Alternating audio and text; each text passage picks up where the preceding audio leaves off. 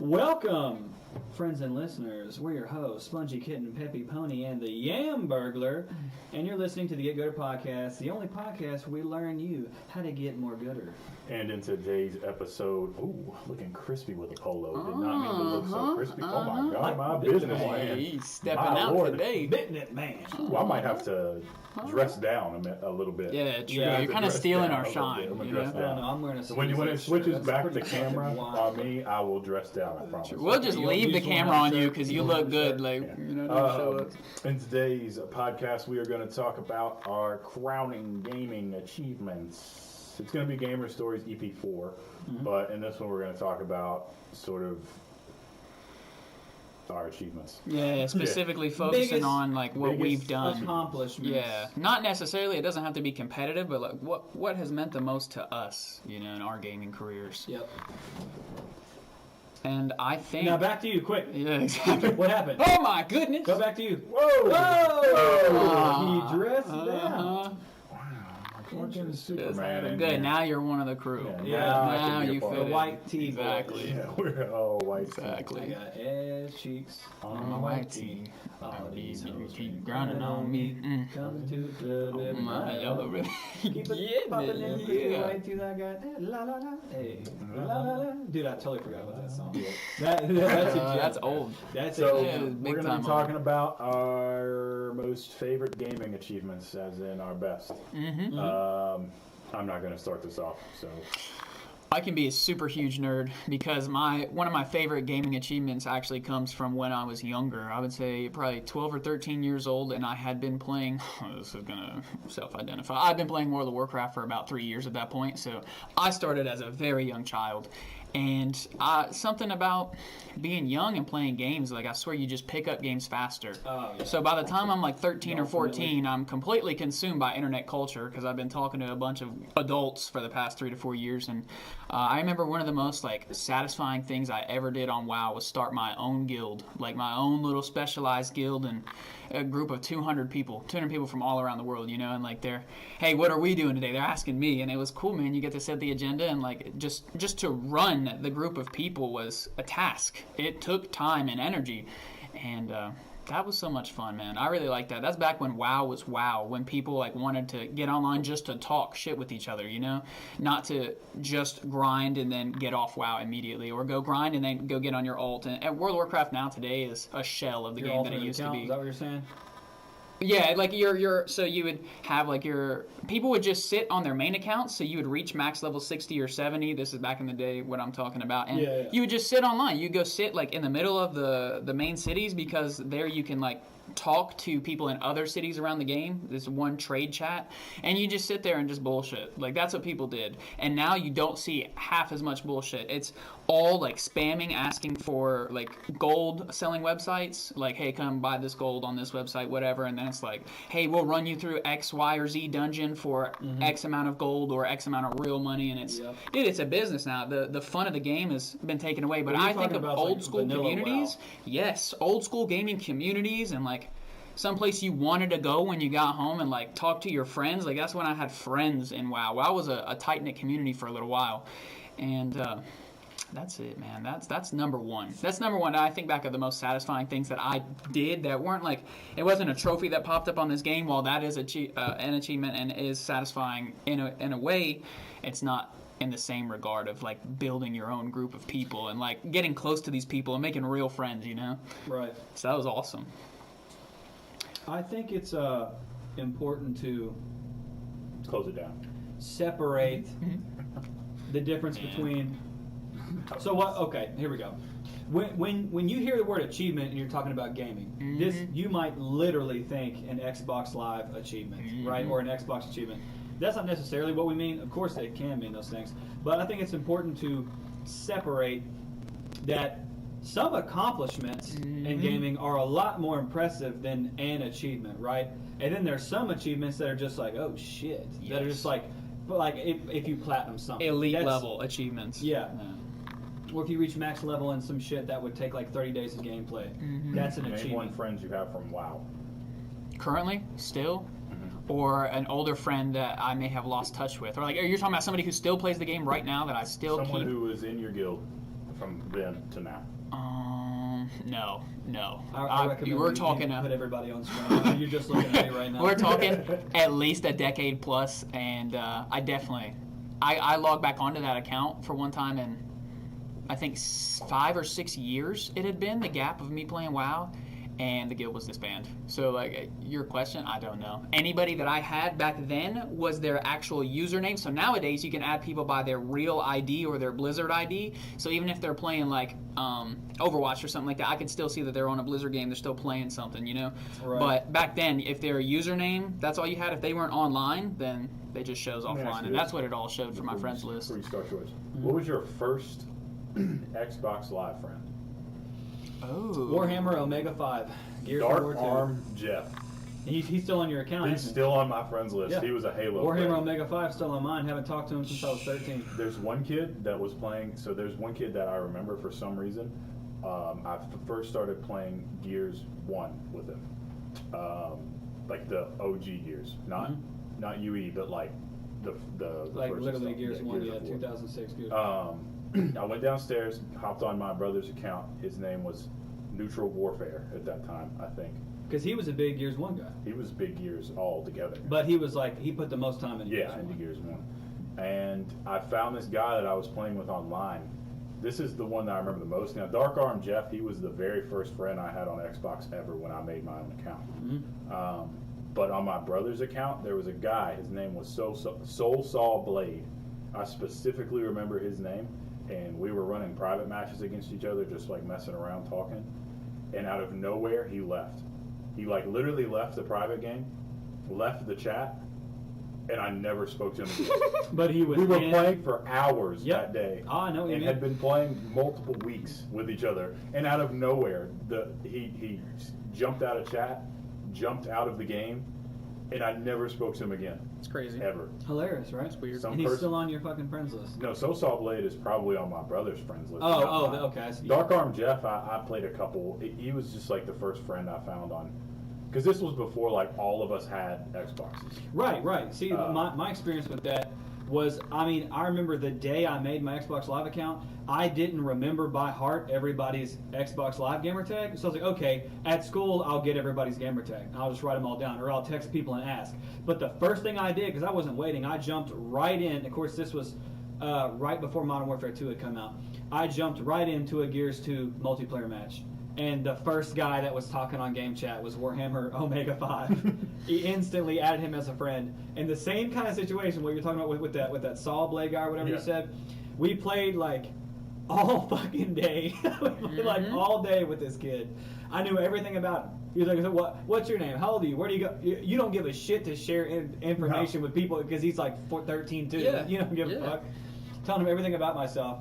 And he was like, all right, man, I'll talk to you tomorrow. All right, never ever again. Never. And he's still on my friends list. Still an avid Gears player. Never talked to him ever again. You know how many times I've changed my name? He has no fucking clue who I am. Yeah. And I'm sure I'm still on his friends Those list. are the worst. The people, because there was a guy I ran into who I grew up with, like went to like daycare with and stuff. Yeah. Who I like played like Pokemon with when I was younger, and we ran like when you could do like the system link sort of on the DSs, the old DSs, Yep. I guess the new ones, where you could connect and like run Mario Kart together. I saw him working somewhere, and I was like talking to him, you know, because something about, no offense to women if this offends them, but like something about guy friends, like when you don't talk to a guy friend for a long time, you can pick it right back up. There's not really any hard falling outs unless something really bad happens. Yeah, There's you no kind of real- just start right back. there's where really you no left off. hard falling out. So we just kind of caught back up, like started talking like nothing had really changed. And he's like, dude, I see you on every day, but like, you never invite me. And I was like, what is your name on there? And he Yeah, told like, what me, are and you I was like, talking oh my God, that's you? I was Right, like, I see exactly. that name online every All the day, but time. I don't know who it is. So I don't invite him. I don't invite random people into my party because I don't know who you are at that Same, and I keep them on my friends list just in hopes that like one day they'll invite me, so like I can pop in and just listen to them talk and be like, okay, this is we're good, you know. Because it's awkward being like, hey, who is this? You know, I mean, Yeah. I've got messages like that, and I have sent a message like that before, but like, who is this?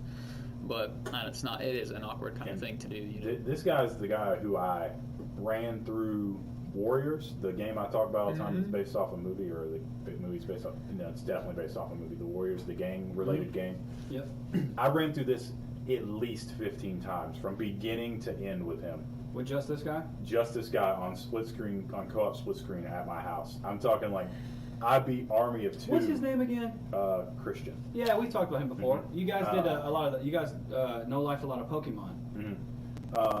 And yeah, the Warriors game. Yeah, the Warriors game is a GOAT game, honestly.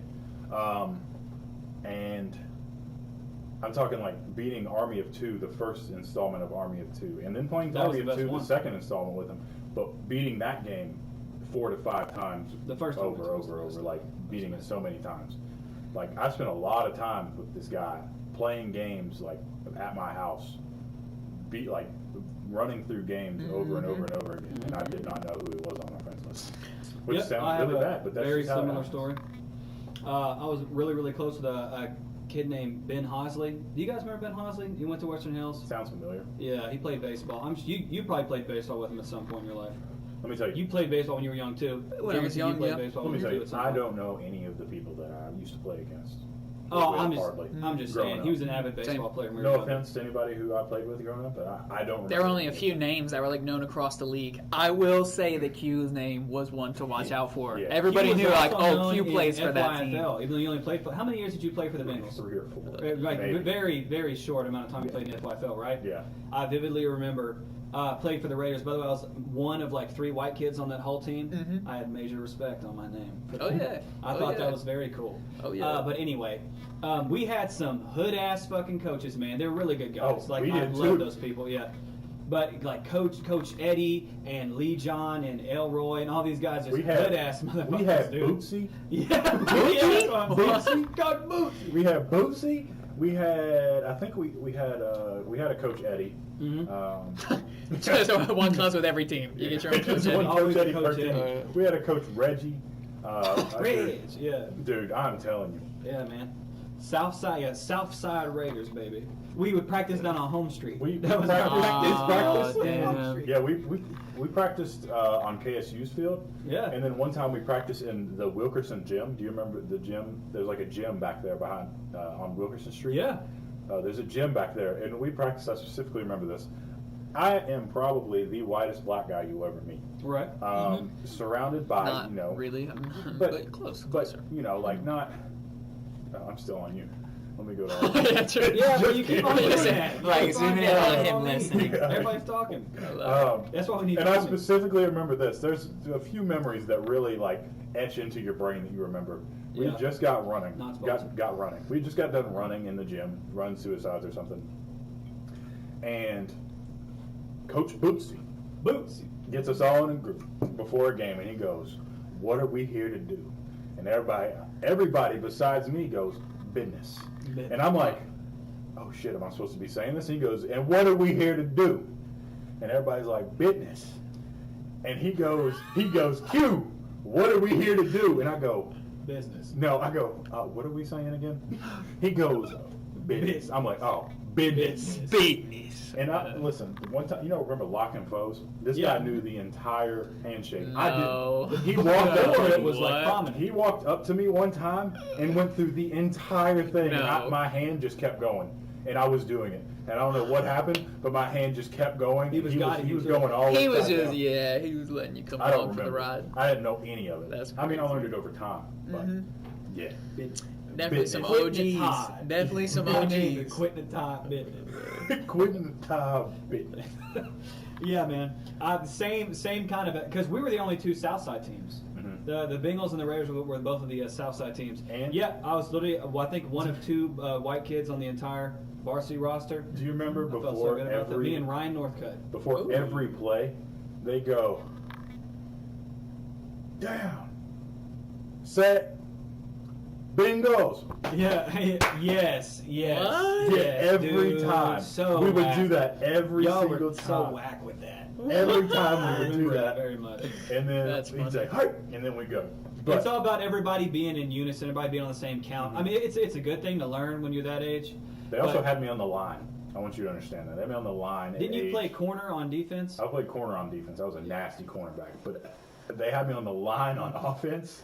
and I had to go up against Chris Roberts, who was still 6'5", 250 pounds. Yeah, at that's a age 12. problem. He was on the He Bengals, was. wasn't You're He was right. on the Bengals, and they would put me up against him. And what are those drills called, where you go and you stand up and hit each other? Yeah, I know exactly. I mean, what I you're just talking feel about. like you're. It's the name of a city or a state, whatever. it's The name of that drill is Alabama like a drills town. or something. Yeah, it's like literally something Alabama, like that. it is. Yes, It's Alabama, Yeah, something it like is. that. Yeah. I just saw Literally. something on YouTube of it the other day. Literally, we would go head to head like that. Me versus Chris Roberts. Now, I might look bigger in stature now, but in my youth, I You was were a like my toothpick. size, yeah. I was a You were a toothpick. normal kid. I don't mean to call you a toothpick, but But no, compared to you what were- I yeah, am yeah, now, I was sure. a toothpick. I was literally the smallest person. I was the shortest. I was the skinniest, and it was like Feed him to Chris. yeah, literally Chris. Yeah. Feed him. Chris Of course, Roberts, he was who I like- think is right now 340 pounds or something. Yeah, he's like As a man. 6'6", 340. So- He's a massive man. college I think he's athlete. still doing something with football, to be honest with he you. was a college football player. Oklahoma drills is what it's called. Oklahoma. Thank you, Zane. There we okay. go. Oklahoma Hey, drills. Zane, my But man. he listen. Oh shit! I hadn't even been reading the Yeah, chat. he had was us in there, he was dog. probably all of like 5'8". He was probably about literally me. Probably literally as I Just am now. imagine but bulldozing a Yeah. toddler. And That's the comparison. I could literally go up against him. Oh, I was yeah? still strong. It's just I didn't look it. I was so tiny. This is also back before there was like safety and Yeah. rules to these things. Yeah. You But know, you do understand you youth football is totally different now, Do you right? remember? So like Pee Wee all football. pads and helmets and Because of everything the, to Do you prevent remember Pee Wee concussions or football CTE. back in yeah. the day when Yeah. they gave you those foam Little helmets? foam helmets They and gave you a still foam smashed helmet. each Yeah. other. We gave you foam helmets. Little squeezy, like Now no they face give mask, you little full, foam they didn't helmets. give you any pads, nothing. You had a foam helmet and that was it. And you fucking drilled people. And then Pee Wee League now, Flag football. It was Stupid. not flag football. Pee Wee League now is like full pads. They have full pads, Yeah. full leg pads, full shoulder pads, full helmets. I mean Yeah, everything. before any safety regulations. You know that all what is it? All coaches have to be like the safety certified. There's a name for it though. Oh, is there It's certification? some kind of yeah, dude. It's totally different. Football's totally different now, and it kind of all started with the NFL changing a lot of their rules, and there was a trickle down effect. Chris Roberts was a cheat code, yes. I mean, Yes, oh, 100%. 100%. He was so big. Him, Kent Lenora, Ryan Kent Lenore, Timmons, was these Kent are Lenore all the guy D1 on the athletes. Texas Longhorns? No, he the was big on Kent the Lenore was Jets. the fast Kent dude, Lenore right? was on Like, the didn't he Jets. set a Oh, yeah. record for He did. Kentucky? Yeah, He the did. 100 meter, the 500. Something. Kent Lenora was very. 50 feet or He something. went to Trinity because he got recruited. He did go to Lexington Catholic. Then he got recruited and ran track for Trinity. And years later, after playing football with him, I remember seeing him when I ran track in high school, and I was like, man, this guy still has it. Him and James Quick were like some of the fastest guys in the state. But do you remember his little sister Jody? Remember how good Jody Lenora was at cross country? Jody, that rings a bell, man. Yeah. That whole family, they were all Filipino. That entire family, they're Yes. super athletic. I'm thinking of somebody totally different. I'm not gonna say her Well, name. either way, but- Kent was the running back for the Jets. Ryan was the Rams. Was Chris the running back for the Bengals? Yeah, he was. So, by the way, that should not Got a have Marshawn been Lynch that running way. back Do you like remember the fat kid stickers? Do you guys remember those? No, we didn't get those. Yeah, you did. You just don't remember them. So they would put a sticker on your helmet if you were too fat to run the ball. That was yes, that was Zane. I'm sure Zane remembers because if you were allowed. Wait, did Zane play in the FYFL? I think Zane, so. did you play in the? I'm sure he did. Zane, let us know if you played it. I think it did. Was Do he on the you, do Rams? you remember if you I were think he on was the on the Rams. O-line? I'm not I saying, believe so Zane, as I'm well. not saying that I you believe wore so the as well. sticker. I'm I saying think I that remember seeing everybody a Rams remembers jersey this. at his house. when If we you were were young. on the O-line and you were Right. over a certain right. weight, Boom. they would put a sticker on Nice. your helmet, and the refs would not let you touch the ball. That was a real thing. What? And Chris Roberts, they didn't make him wear that sticker. good. I remember. Good, they should. They I remember all the should. parents were like, he should be wearing that sticker. Uh-huh. And it was like, It Yeah, was, 7 kids hanging on to each other, hanging on to his No, leg. I think you know? I think actually he was the fullback. So he Yeah, technically he was the fullback, He but they technically let him wasn't the run the running ball. back. But he could just get the pitch off. Jordan Wise.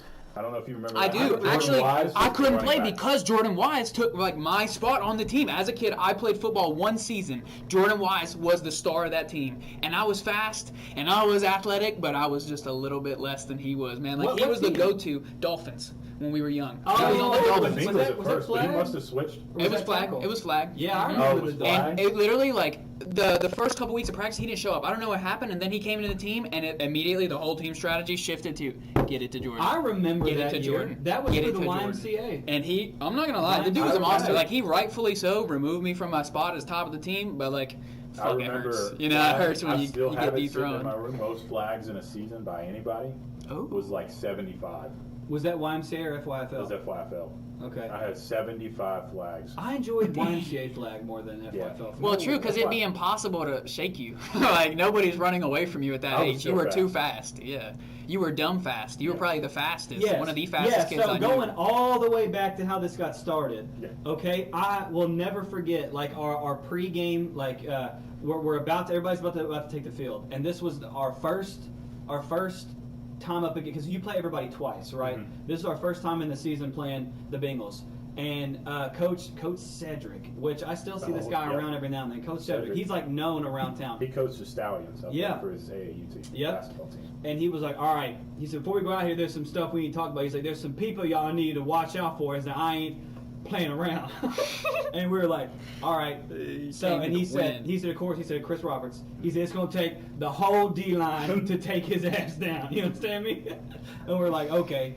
And he said, somebody else. He said, you see him, and then you don't. You see him here, he's gone. All right? Y'all know who Quentin Brownlee is? And I was like, oh, yeah, okay. So everybody kind of starts raising their hands. He said, all right, well, when you see him, like I said, he's gone. So make sure to stick on him like one of our eyes. And we're like, okay. And I didn't know you personally, but that was the first time that we ever, like, as far as we're together, like, on the same field. And I was like, all right, I didn't have to go up against you because I didn't play receiver. And on defense, I played corner. So what were you on offense? So for a little bit, I was tight end, so I was still technically on the line. Yeah. And then they switched me to X or Y, whatever the fuck it is now. But wide receiver when you're younger, Yeah. wide receiver is what they switched me to, was wide receiver. So I would have been in fifth grade for this season. I vividly remember you were playing corner and you looked very uninterested. Oh, I hated it. Yeah, you were like, you had your hands on your hips and you were looking the other way, and I was like, this is the guy that Cedric's worried about? He doesn't even want to fucking be out here. I'm pretty sure I got a pick six that game too. No, you might have, but I remember you just really didn't look like you gave a shit. I don't even think he wants to be out here. But that's who everybody was like. That's who he was. He was worried about you and Chris. I hated it. I hated football, and I'd never Really? liked it. Hated it. It just wasn't for me. I didn't like the structure of football. I would play it like with my cousins and stuff, tackle football. Everybody's like, "Oh, you're so." Everybody, the main thing that people say when you don't want to play football but you look like a football player is you're scared to get hit. That's true. I was That is not true. scared to get hit. I don't give a shit about getting hit. It doesn't bother me. I don't give a shit. You're talking about the kid who would walk barefoot through thorns and not give a shit when I was younger. Like literally did not care. Yep. But like. I just read something that Zane said in the chat. That's the kid's name that I couldn't remember. We went to high school with him. Ron too. Tez. Ron Tez. Yeah. He was so small you couldn't get him. Yeah. He'd go right through you. Like you would try to figure out how to yes. get this guy down because he's Yes. tiny. Just Yes. flick him, he's gonna turn. He'll fall right over. But you couldn't touch him. He was so small. He just knew how to get around everybody. Yeah. Very good. But the thing was, everybody was like, "Oh, you're such a pussy. You don't want to play football because you're scared to get hit." No, I just don't like the structure. Like when I was younger, it was like I was forced to play. You know, my mother wanted me to play. She liked the game of football, so she wanted me to play, and I played. Because back then, you didn't let kids let you determine what you want to do. It's You just still did. like that now. You should still Yeah. push your kids out and go like try all these sports. If you like this, we'll do this. You know? But it was like I kept coming back and was like, I don't want to play, Yeah. but I still played because she signed me up because she Yeah. has the power to do so. That's true. And that's why I seemed so uninterested. I didn't like playing it, but like I don't like the structure. I didn't like how serious it was at practice. I Oh, didn't that's like- one thing that definitely And threw then me off, especially too. leading up into high school, so the one practice I was going to play senior year, I went to one practice. I remember like, the day, hell no. July 15th. I show up 5 days after my birthday, one day after yours. Yeah, I'll one day never after forget it now. 5 days after my birthday, I show up on a Saturday practice. 4:15. I showed up late because I didn't know what time practice was. 95 degrees outside. They go walk me through all my shit that I gotta get. I get it. I put it in my locker. He goes, all right, go into the weight room. It's time to start lifting. So we immediately start lifting for an hour and a half. All right, time is 6 o'clock. Okay, now that we're done working out, he goes, all right, now go hit the track.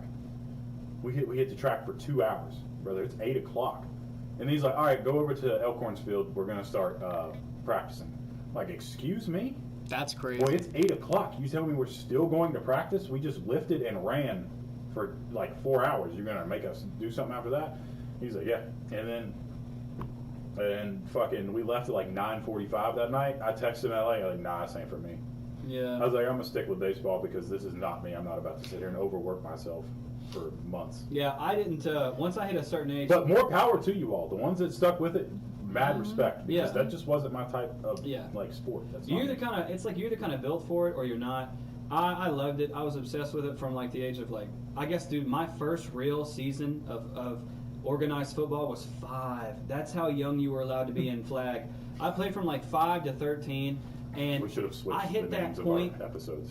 I hit the point true. where That's true. it's like, okay, I don't really have the body for this, so I need to stay in the weight room all the Oh. time, right? I'm not the tallest. I wasn't the shortest, but I'm also like I'm not built for O-line. I'm not really built to be a wide receiver. My best bet is to be a corner and maybe like a slot receiver. But I need to be in the weight room all day, every day, and my body just wasn't built like that. You know, I was built more for distance running and like in short sprints. You know, it was like a slim athletic build. So I wasn't that guy to sit in the gym all day every day. It's like at some point you got to take this seriously. You Yeah. know, it's like all right, I'm going into high school now where this shit is taken very seriously. Am I going to live this sport, right, or am I going to do something I kind of more enjoy? Because I was kind of sick of it at that point, and I knew, like, dude, I'm going to have to live this sport if I want to not get hurt doing it, you know? And I was like, nah, man, soccer, basketball, as far as like for the school, soccer.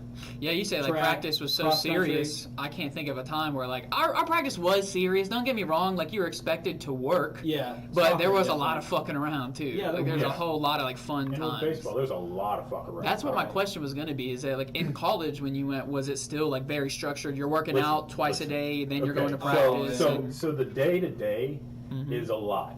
So I would wake up, I'd go to a class at 8 a.m.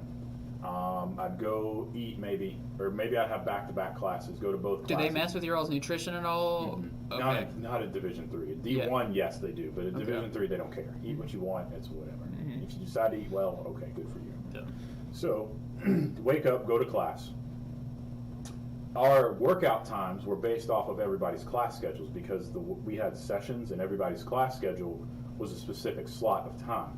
So like we had 8 a.m. classes, 9:30 classes, etc. They were longer classes, but you took 2 classes for 6 weeks, you were done with them. And then you get 2-week break, and then you come back, or a week break. You get a week break, and then you come back and start session 2. And then you have 2 different sets of classes. So the structure of the classes made it easier to build your schedule for baseball around it. So sometimes you'd have 8 a.m. workouts because you couldn't make it before practice. So people were in 8 a.m. workouts, which everybody hated. Oh yeah. But it would be either class or workouts. So we'll just go based off of me having early class. I'd go 8 a.m. practice or 8 a.m. class. Right after class, go directly to the weight room. You have to lift. After that, you have a little fuck around time before your next class starts. Or sometimes it's right after workouts. Go directly to class. And all sweaty and Yeah. shit too. And Go you're just like, directly to class. No, I didn't know. So then you go directly to class. I hated going from gym Yeah. to fucking. And then after that class, you go to lunch, you eat. Maybe you have another class. Usually, if you have both of them at the beginning of the day, you don't. And then practice doesn't start until 4, usually, around 4. But they want you there early. I'm talking like Yeah. 2 hours early. Oh, that's stupid. So I have a little leisure time. If I decide to, get there early, I can. It makes me look better, but I didn't. Oh, I was Zane. Hey, yeah, but Zane, like, do you no. care so much? I just read that. I'm so Yeah. bad about reading the chat. Zane, I never did play at Elkhorn. I played all the way up until like you could. What was the age? I think 13 is where the cutoff was, right? For FYFL. I played all FYFL, and then it was like, all right, am I gonna play at the high school level, or am I kind of done with this? And I couldn't be that guy, man. I couldn't be in the weight room every day. My whole life couldn't be football. There's no way. I like doing so many other things, man. There was Yep. no way I could just be that football kid. That was my thing about why I didn't play. I got so burned in out. high school, my senior years. You're 'Cause I wanted- you're too young. This is the time that you're a kid. So to be like confined for 4 hours after school gets out, practice, that's tough, man. That's taking away your childhood in a sense. It's easy to look back and see it. At the time, though, kids don't know. They want to be And a here's part of the that thing. team. Could I have been a great football player? Probably. Could I have been a greater for sure. baseball player? Probably. For sure. But I enjoyed it. So looking back on it, financially wise, it wasn't smart for me to fuck around. But on the other side, on the flip side, I got to enjoy, my youth. I got to enjoy most of my youth That's because so I chose important, man. to not take it as seriously. And even the only time I took it serious is when I was out there. But when it was off the field, no, I don't care. I'm not going doing no extra shit. I'm not going to run or going to work out or do anything. I'm not doing that. That's not me. I'd go. We'd go all hang out. We'd probably go fucking free run around downtown or somewhere. That's what I'm saying, man. Dude. I mean, I wanted to play. I wanted to fucking game. I wanted to hang out with friends. Yeah. True, I same. wanted to fucking do Hold shit on. with chorus. I wanted to do shit with Can art. we cut this off real quick? What? Yeah. Can we? Yeah, We gotta get back to the gaming achievement. Oh, Dude, true. that's Yes. right. We're doing a fucking podcast. Yeah, we're on rabbit Bro, hole. we're not even close. This Should is we- all for the next episode. Should we just switch it then? We should probably just switch the No, title I around. recommend that we don't switch it Ah. because Rabbit Hole has a structure as well. Okay, well then we'll do Rabbit that. Hole has a "This is on my mind." Okay, so structure. after the 25-minute intermission of us talking about Fucking A. sports, We can Where did this we get can bring it back because I had a question that I wanted to ask yeah, we'll bring a it long back time around. ago. Was what do you think that we made so many friends playing on the video games Homie, because are you even we talking were into your mic right because now? we were children? I would hope so. Hey Zane, you can hear me right? Does Yeah, my well, audio just sound bad move, at all? move your mic to the left. Like it's on like the opposite. I'm not saying like you don't have to put it right in front of the camera. that's good. That's That's fine. good right Yeah, there, you yeah. can barely see it. But do you think we made so many friends because we were kids, or do you think the gaming culture back then was different? That like everybody Oh, wanted, because now it's both. I don't go and just make friends, but I will tell you that I have played like random BRs with little kids. The younger kids are often the ones that are like, "Hey, can I add you as a friend? Hey, do you want to play more later?" So like we were young and went through that, but at the same time, like we made friends that were adults too. You know, like Yeah, I it's don't know just if the full gaming circle. community has changed, and now people don't want to, you know, come close and form those online communities like they used to. Because now you got like the whole looking for group posts and stuff that people do on Xbox. Like if you're Always. trying to get serious, it's you can just look for a group, or you can look and find like so many people have all their achievements listed out and saying like this is my rating, blah blah blah. You have Yep. to have this rating before you can play with us. Like the community is different now. That I don't think it. I'm not gonna say it doesn't promote the engagement, but I just feel like it's. I feel like for me, it wasn't because we were kids. I think the atmosphere, like the environment of online gaming has changed But to be going off of less what like you said, interactive. like you said, little kids asking to invite you Yeah. and add you. Think about when we were young, we were inviting older people because they were better. Yes. That's just Yeah, I how it remember is. that. I remember like wanting to that's play it's with just good coming little full kids. circle, and you don't even Huh. look at it that way. Like you think about how many times we probably shit on a little kid because we're older at this point. We can do that, but how many times did we? In all honesty, how many times did we actually get shit on as little kids? I don't remember a whole Dude, lot. Well, I like I did said, not get that- shit you gotta on. think Hey, we about how balled. different No, I'm not even games talking about were back shitting then. on gaming. I'm just talking about being shitted on. 'cause Oh, you're talking young. about like actually. Yeah. Hey. Because you're I young. don't- I don't honestly. Now coming from Like I a, You have a deeper voice too. You're talking Yeah. about I we're got not sure. berated I've culture had online. has since I was changed, man. one. It's very different. I got torn up online. It also wasn't as especially big as it in is WoW now. too. I got torn up whenever I tell people I was a kid. They were like, "Get the fuck out of here! You're not old enough to play this You're game." a Blah blah squeaker. blah. Yeah, exactly. What are you doing up Squeaker. this late? This That's is a what I rated got M on game. it. Do your parents know you're playing it? I've All never that shit. got- Shut up, kid! But I I fucked your guess- mom. You know. Yeah, I like, guess I've- it took a while for your voice You to got a drop. dick in your mouth?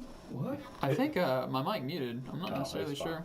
All It right, took a I think while we're for good your now. voice to drop. It and did. I don't know how long it took for your voice to drop, but my voice dropped in 6th grade. Yeah. I sounded really old. Yes. I You sounded did. old when I was young, and it's basically stayed the same since then.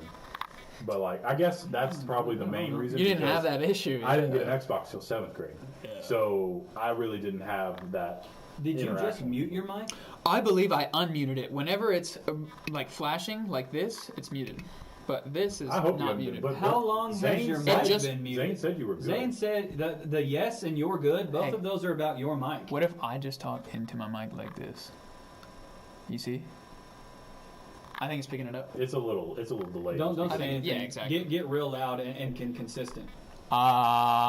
Zane, you like that? It's definitely picking you up. Yeah, it's picking up now. Okay. Yeah, when it's flashing, it's muted. I think I pressed it when I moved it over. to Okay, be honest okay. with That you. It makes sense. must I was have about to say, happened. there's no even muted the whole time. Yeah. So we were talking about your gaming achievement. Yeah.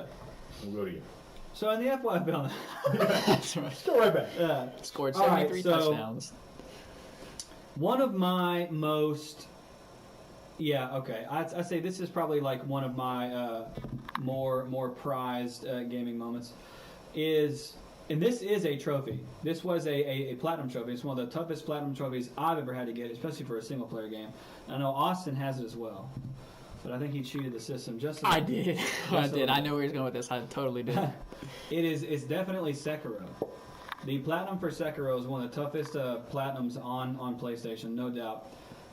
It's hard on Xbox as well, but for whatever reason, Xbox doesn't have a system where it's like if you get all the achievements, they give you an extra Yeah, they achievement. should. They don't do that They for whatever should. reason. It's disrespectful. Yeah, but that's definitely Are there one of secret the trophies? one of my best platinums. Mm-hmm. Well, secret trophies come in the form of story because they don't want to spoil it, and extra things. Anytime that a trophy is hidden, if trophies are hidden and they're all in like a 6-7 stack, those are all story trophies where it's like Yep. beat the main boss, this guy, but they're not going to show that So it's in not the like a trophy secret. selection. It's not like a secret achievement, like where you unlock it, and it like pulls Doing that diamond up on the something- screen. yeah, No, you see, then Xbox does that, where PlayStation doesn't. Xbox does rare The achievements. rare ones. I where like that. You get the diamond. So that's, I mean, yeah. But no, this is the platinum just means you fully completed the game. You got every other trophy. And to do that, some very ridiculously daunting things Grinding. to do in that game. Grinding. And that game has some of the toughest boss fights in a live action like sword play combat style game ever. The game is very, very difficult. Because some enemies, like you get movement patterns, but it's still not easy to execute. You know, there is no cheat code. You can't just beat the boss. It takes skill. It takes movement. Like Yeah, the one the that I game's very hard. specifically think of is the headless gorilla. Yes. That like you know that he's gonna run and jump and do the things that he does, but it still took hours to beat that dude. Yes. The first time it took me hours, man. I almost quit the game. Yeah, right yeah. there. That was the Headless spot Ape where I is was like, fucking ridiculous. "Ooh." Yeah. That was good though. That's a good gaming moment. Like when you beat that, you feel like, oh man, like just next no level. doubt. You feel some of the so most good. satisfaction I've ever gotten out of a platinum was Sekiro, and I think it was almost 2 months. I think it took me almost 2 months to platinum it, and I played every day. And I think that the longest I was ever really stuck on a boss would have been the very last boss on my first playthrough. So Ishin, Yep. Ishin the Sword Yes. Saint, which is the last fight of the entire game. He was the hardest boss fight on my first playthrough. It took me like a whole weekend. I probably died like 150 Same, times. yes, same. At least 80 times. Where I'm sitting Yeah. here for hours doing this over and over Because and it's over a literal again. dance. Like, And you get hit it's once, fucking and that's it. choreography. Yeah, you have to basically perfect him. Yep. And he has 3 fucking stages, dude. But that's what sucks is games aren't difficult like that much anymore. So there's not a lot of passion projects anymore. From Software is amazing about making very daunting passion projects, and I absolutely love that game because there's so much to the combat that the game doesn't tell you that you just have to figure out. Yep. You just got to learn how the game works. And it's so fucking demanding. It's so fast. It's so I was so worried fast. when they made the switch from Dark Souls over to Sekiro, but they Yep. did a good job. Like that was still a solid game, man. Oh yeah, man! All the hardcore Dark Souls kids like put that game down in a week, and they were like, "This what?" Like I'm like spacing and I'm dodging and I'm still getting fucking destroyed. Because dude, that's not what the game is. Yep. The game rewards aggressive combat. You got to parry. You Yeah, got to know how to The only parry. way to win is to combo. And that's to the skill parry gap in Dark Souls and multiplayer. That's the skill gap right there. Is Yeah. learning to parry other people. Everything. And that's all the Perfect Sekiro time is. block. Just And the thing is, with parries, what's interesting is that there really wasn't a true parry system in Sekiro. Whereas in Dark Souls, if you land a parry, The animation you open pops them up. up. Yes, Yeah, you open yeah. them up to be hit. Where in Sekiro, it's just called perfect time deflect. guard breaking. or Yeah, there whatever. was no You're breaking the parry guard system. down. Yep. They might swing 10 times, like 1, 2, 3, 4, 5, 6, 7, 8, 9, 10, 11, 12. And you have to remember that pattern and block, blah, blah, blah, blah, blah, blah. And because if you try to swing one time while they're doing that, you're Yes, going to you get fucking punished. destroyed. Oh man. You got a perfect time to deflect everything and break their guard and open them up for a death blow. You don't chip damage anybody in that game. You don't bring anyone's health down. You break their guard. You get them off their back foot. And I thought the game was very well done, but it's insanely difficult. Like, That's why it's so crazy good. hard. Because like even Dark Souls players, like I played all the Dark Souls games. Like I'm gonna blow through this, and it's still a challenge, no matter what. Like even Yeah. if you are familiar with the games, even from Dark Souls 1 to 2 to 3, it's the same way. Even if you were good at the last one, like you start that next game and you don't know what you're getting yourself into, it's always a grind. It's always you're gonna die so many times before you get the hang of the game. Yeah. That's why I like the From Software games.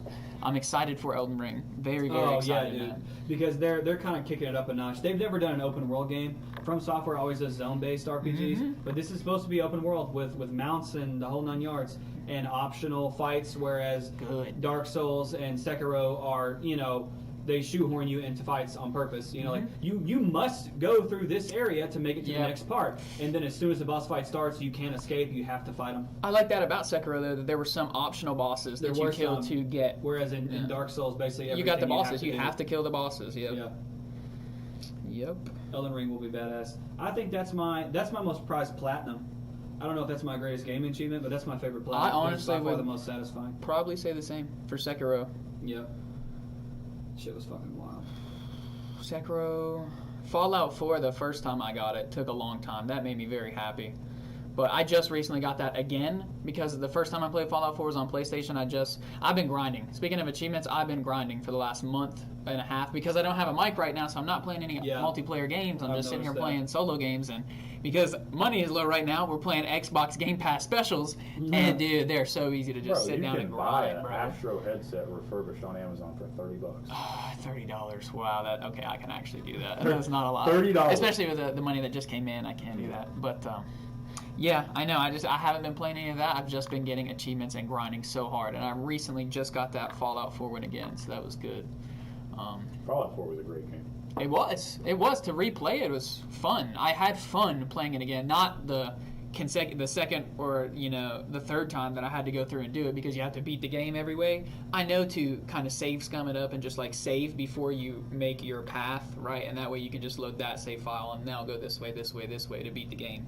But still, it just takes so much time, man. Now, when you know that it's lost the allure of like playing it for the first time, it's still fun, but it's not the same. The first time when you're grinding, you're like, and after you've already played the game, the trophy points mean just a little less. Still good, but they just mean a little less once you've already done it one time. Yep. All right, Q. I know it's coming to me. If you don't know, send it back. No.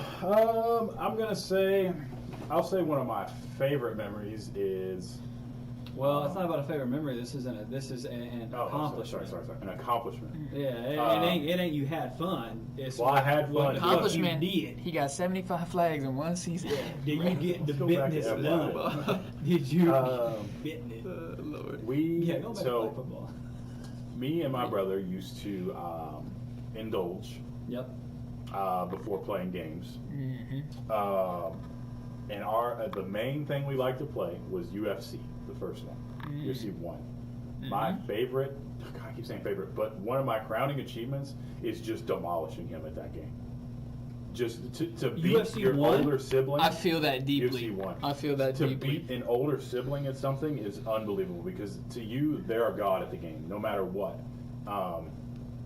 So to come in and try to figure out... I'm sure he did not like that. He didn't. He didn't like the thing is, games. after I figured out sort of how to keep him off the ground, because his ground game was unreal. I hate that. Yeah. People who are like, oh, you don't play this game? Let me just take you straight to the ground. His ground game was immediately unreal. take you down. It was an unreal, but I figured out how to guard his takedown attempts. Takedowns, yeah.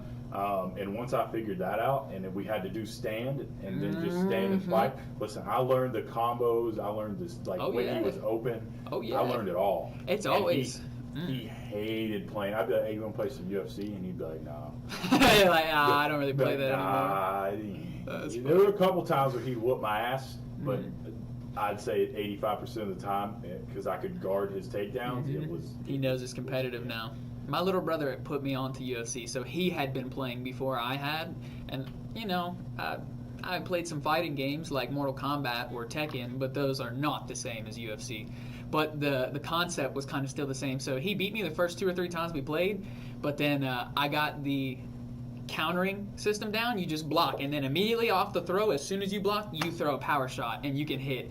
And I started teeing off on him like that, and he got so mad he didn't want to play anymore because he's like, that's all you do. Wait, who is I this? just sit there, shelled up, and then as soon as he punches, wham, Another unleash. easy cheese on the old one was jabbing. If you jab, jab. you could literally tear somebody's face up, and then Over and once over they again. get groggy, you get them with a power shot, and it's That's almost all a it is. guaranteed knockout.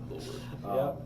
Another one Dude, is... the old school UFC games are the best. I'm not gonna lie to you. Same, UFC 1 I through agree. 4, they're all right. UFC 4 was honestly pretty shitty. I did not enjoy that game. It was a shit game. Dude, go back to the UFC Undisputed series. Those games were fucking amazing. The ones that came out between like 05 and 08, oh my god. This is also before UFC was like franchised and sponsored by Reebok only and all these things. Yep. This was when they had a lot of different brands. Everybody, And baby, you could all fighters customize could get whatever you want. sponsored, and people were making good money back then Yeah. too. That's a big issue right now within the UFC. Is you can't have your sponsors on your shorts. Yeah, so people don't want to pay everything's money. boring ass black and white Reebok. Yeah, exactly. Whereas Well, it's in Venom the- in now. the Undisputed Reebok deal games- just expired. It's Venom now, Oh, it's Venom? but it was Okay. Reebok for the longest time. Yes. Yeah, you're right. Well, you could make your character however the fuck you wanted. You could wear whatever you want, whatever colors, whatever, anything.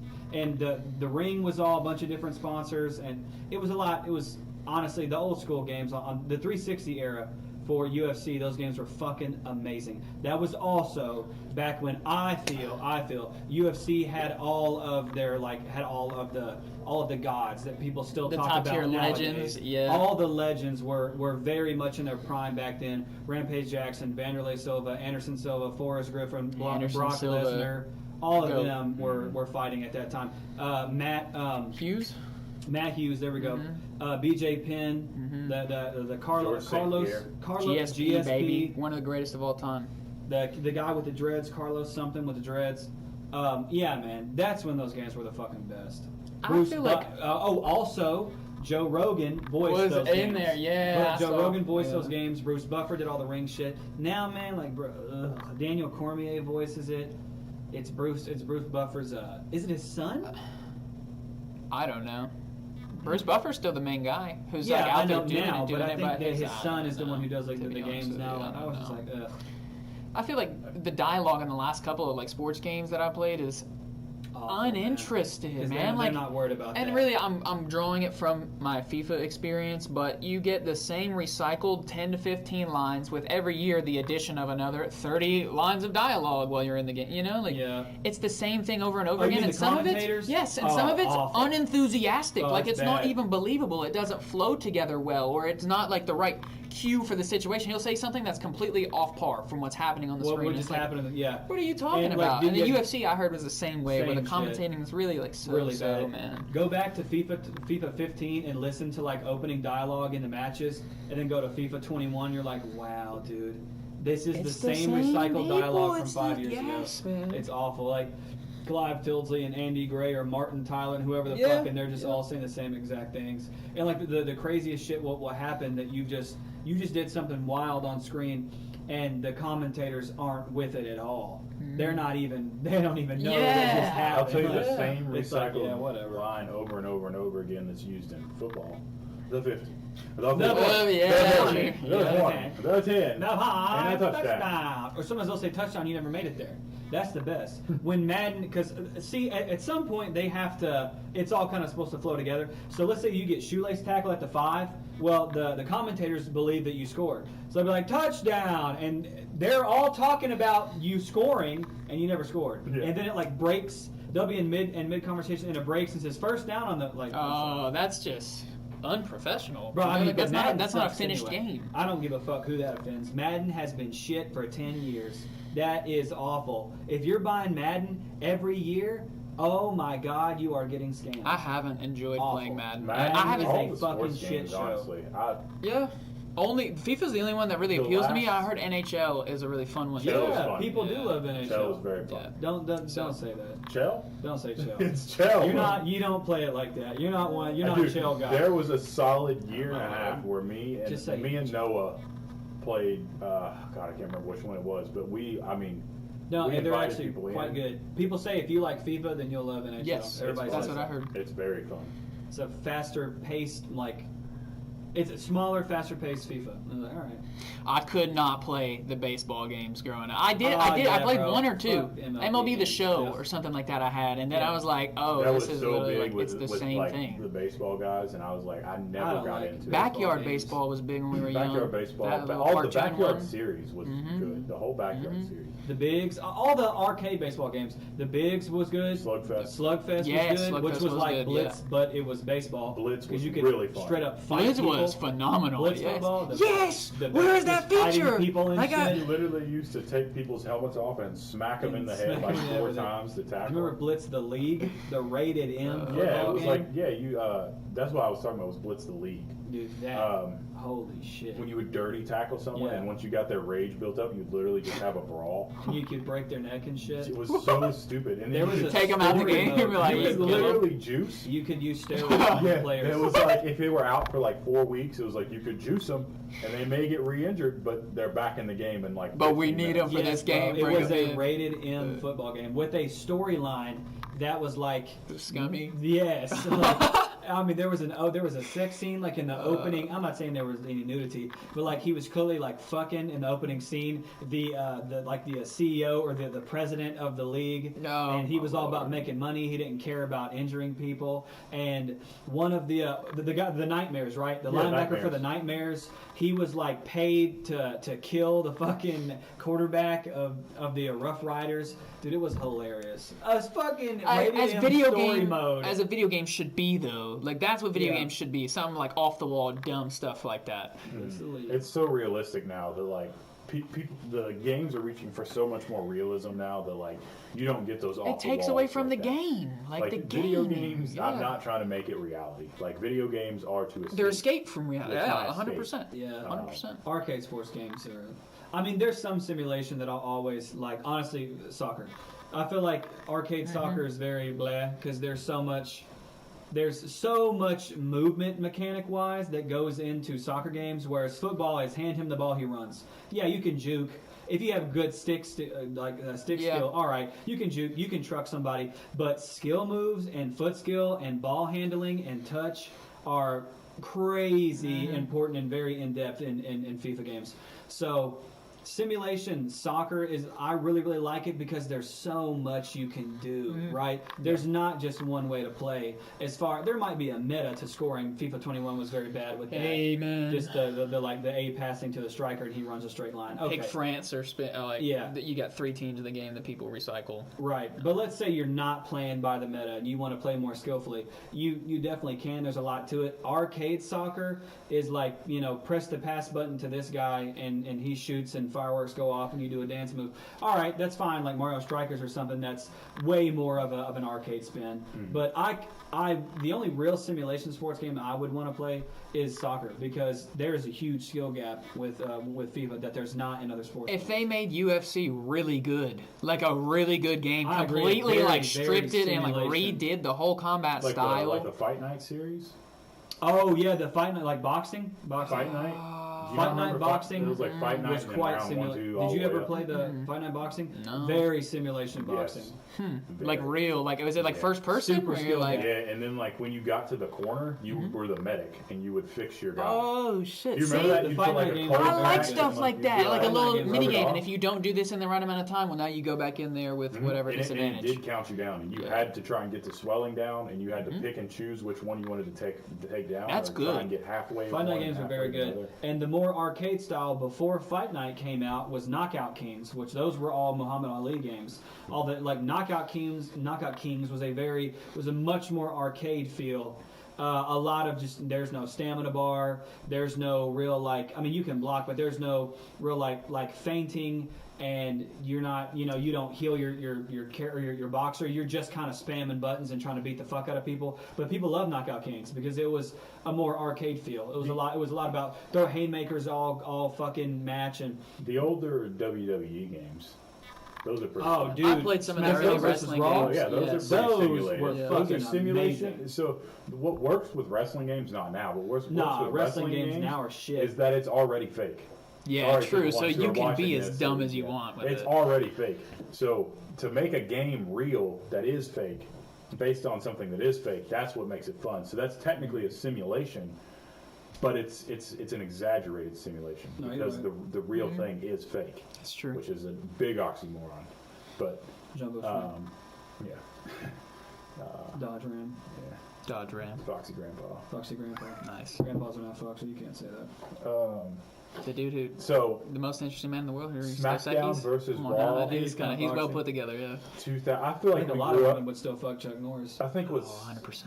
what's bad I might about the fucking sports make a game, games you know. now is that we grew up in an era with the greats of the sports games. So we got to grow up with them being in the games. I The agree. greats, they weren't these gold cards or these I agree. That's what I'm saying. these diamond players. All We this were literally playing fucking with them Ultimate Team as trash. they were playing. I think. No, go ahead. Go ahead. So like SmackDown versus Raw, the same thing you're saying about UFC Undisputed. You got Great Khali, you got Big Show, you got Rey Mysterio, Yeah. Batista, My man. Yes. you got when the you got- WWE was popping. Yeah. you got big time. all of these main characters. Cena. John Cena's somehow still doing it, but But this you was had, when he very first yeah, came out. You him and had Rob Van Triple Dam. H. You had Triple H and Shawn Michaels when they were Yeah, DMX. Yeah, they were Shawn DMX. Michaels. or DX, whoever it was. DX. Now, when you play games, I feel like because we fell off. Sheamus and Cornswoggle. Yeah. Sheamus and Cornswoggle versus With his Boogeyman and Little shillelagh. Boogeyman. Yeah. That was the greatest. So illegal now. Can never happen. What? Because it's highly offensive. Oh, that's You can't true. do that anymore. True. You can't parade around little people anymore on TV. It's very, it's not accepted. That is true. Well, That has changed. that was. Listen, I think that's the reason that we've fallen off of these games now is because I agree. we grew up in such an era that the sports people that were playing at that time, they were the legends. They were the ones that you now collect to make your team a lot better. Whereas it was just like that across all teams. Like you had at least 2 or 3 on each team that were really good. I mean, I know you have that now with like the NBA. Like there's a bunch of superstars. Football, I mean, of course, the quarterbacks have become the superstars of the team. A couple other players on the team, but like back in the day, like even football, back in the day, you had a bunch of people on the team that were on each team that were good. Yeah. Like at least on the main like 5, 6 to 10 teams, there was a lot of people on each team that were good. And now those people that are people that you get the gold cards of that you want to try to get on your ultimate team. So you can get just nothing but the best players Yes, only. you can get the best players. But those players were normal players. They were the normal players when we were playing. And I think that's what kind of has made it fall off mostly for our generation.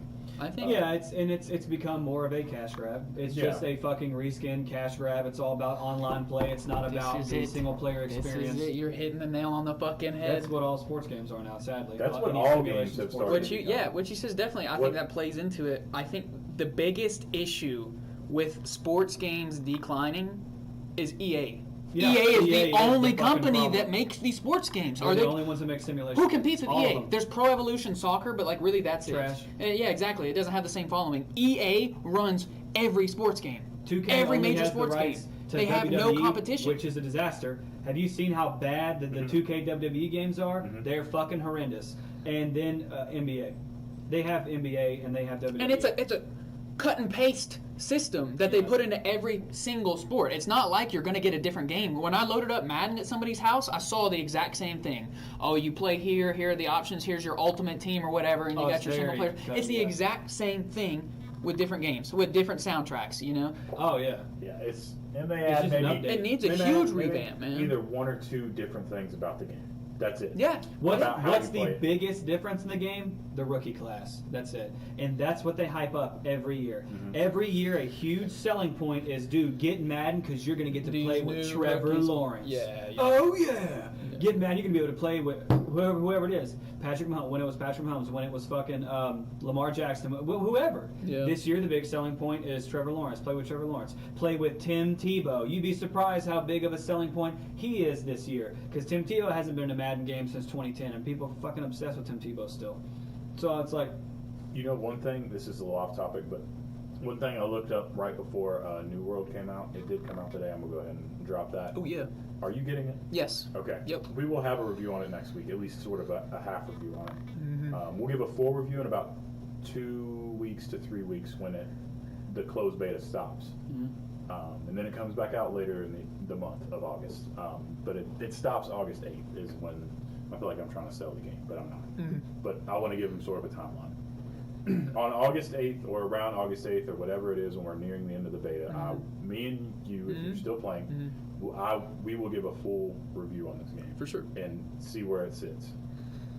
But before it came out, I was looking up videos because at this point I was running Cut and Dry, still running Rocket League, and literally only running Rocket League, getting on running Rocket League, and then not doing anything else. Blake introduced me to a game called Warface. That's a really old game, a really old. I think I've seen You've him on never that. played Warface? I've never played Warface. Have you ever heard of it? No. This is the Wow. first time I've heard of Warface. Same. And I've he- never played, but I've seen him What? on. And I've seen It's him been on. around for years. Yeah, he said it's an old one. He said it's a really old FPS, and Yeah. it's still pretty fun. And I've just now started playing that. It's again. like a hero shooter, yeah. But I was like, okay, I'll play that because I'm trying to find something to play. And thank God, New World didn't push it back again. Is it on Xbox? I think it's only PC and PS4. I think it's PC and PS4. Yeah, I don't even think it's on. But I was looking up videos of. I looked up one specific video where I wish I could shout him out because I feel bad about stealing his credit. But he listed everything that had changed. The exact video you want to see for someone who bought the game, never got to play it until up to now, for a year. He said the changes from the preview, which is what I played, to now, which is perfect. I want to see everything that's been added up to now since I haven't got to play it. He said there was, back in March, I think it was, they added a fucking store. They added a store to the game. Why? Why do you need to add a store to this game? Amazon, you already make so much fucking money. What else could you get out of it? Yeah, why do you need a store? I saw that and I was like, dude, that almost ruins the game for me at this point. Because I don't want to see people spending a fuck ton of money, because I know a couple people who in our Discord will spend that money and will become really good at the game because they paid for it, and that's so stupid. Like in an RPG, make it cosmetic shit. Make it a mount. I don't know what it adds, so I'm not going to talk a whole lot of shit about it. Yeah. Do you know if these things are aesthetic? I don't know if it's aesthetic, or I don't know what it is. But to me, I hope if I see a store, there better not be any weapons. Unless it's like a trans bomb. Or if it's a weapon and it's just like you're saying, like aesthetically it looks cool, but it's not statistically Yes. better than other weapons Yes. in the game, then I'm cool with that. I'm cool with that, but if it starts adding better shit, just with the way in recent years that stores have been doing, where they add stuff, they add a pay to play sort of shit or a pay to win. And this is an MMO. New World It's is. an MMO. I don't think Not that many they will do it. stuff like that. Yeah. I don't think they will do it, but it's a new company with Amazon running the game. Mm-hmm. At least their gaming studio running the game. Past years, it's been a lot of pay to win bullshit. They add a store to it. There is a possibility they could add that in the store, and a lot of what this game is like do it yourself, because it's a community based economy. So everything blown up to shit because they're trying to make money so they can buy other shit. And now it becomes one of those things where, like, oh, I can involve real world currency because the community based economy, I can go grind whatever or like farm up whatever currency is in game, and then I'm assuming can probably be traded off to other players, which creates that black market, which is an issue for games, has been an issue for World of Warcraft for a long time, RuneScape a long time. You have bots or botters. There will be bots in this game. If there is a player driven economy and you can do stuff like that, there will be bots in this game. So yeah, and I'm telling you right now, before you hop on, turn your settings on fucking low. Yeah. Turn your resolution on as low as you like it. Mine's on like 1440. I tried to run it was some random. It was 3800 by like 1600. It was really weird, which it wasn't like 4K, but it was close. But I was running 30 to 29 frames at that attempted 4K, and then I dropped it to 1440, and it was like I'm getting like 60 frames, which is perfectly fine with me. Dude, the starting area has 80 people. They released it with one server. One server you can play on for 2 weeks. One server. There's not multiple worlds. It's one world, one server. You play it. And let me tell you, it is so crowded trying to do missions because everybody's playing right now. That's Trying to do crazy. missions, you can't even attack anything because there's like 6 people. Yeah, everybody's on. waiting. Everybody's grouped up waiting. I know exactly Yes, what it's like. That's why World of Warcraft they have different servers, but they added phases within their own server. And people are on one server, but you're phased out into different groups. Yeah, and it doesn't make any sense why they couldn't release 3, 4, 5. There's servers no at a time excuse. to make sure you get rid of that, because there has to be more. I gotta see the game. I'm excited to see the game There now. has to be more ability. Like, I don't want to have to run up and then wait for like 5 seconds, 10, Oh, dude, 10, that's 20, 30 seconds. it's a for shitty this part of enemy the to grind, spawn, and yeah. then there's already 4 people on it when I try to hit my first It's shot. who can get the first hit in, right? Yeah. And it's very annoying. Right now, it's very annoying. So have some fun. I think once we all grow up, make sure you pick Syndicate. We're in the Syndicate faction. It's the perfect one. Of course you'll pick it. I'm gonna probably just start it like downloading as soon as we're done with It's this. 37.5 gigs. Okay. But I'll give a first week review next week. We So will. is this considered a beta? Yes, it's a closed beta. It's a closed beta. It was in closed alpha. It was private closed alpha. You had to get a key. Nobody who bought the game got it, unless you had to put your name in on the website and hope you got an email with the key. That was the biggest fucking stupid shit. I'm gonna be honest with you. We're an hour and 12 minutes in. Yeah. No, It's yeah, about this is going to time. be late. Yeah, Yeah, it's this, about this is going time. to be Not late. to cut you off. I feel No, bad. no. you're Technically, good. technically, we've only been live for 1 hour because we didn't start until like almost a 12-minute mark. Yeah, we started out a little bit late, but I will say this. You were gonna. I mean, I thought the last thing you were gonna say was about New World, and we're gonna shut it down. Yeah, next week me and Fields will give sort of our thoughts, and I'm going to try and be very unbiased because I've been very excited throughout the podcast that we've done. Right. I've mentioned New World multiple times and said how excited I am. I'm going to try and give it from an unbiased opinion. I'm excited as well. We'll see how the multiplayer works, the PvP works. Mm-hmm. The thing I'm excited about, though, that they didn't have in the preview, they added dungeons. They added leveled dungeons. So, like, based off your level, you can't do this dungeon. There's only 6, of course, because it's a newer game. But I assume they're going to take a while to complete.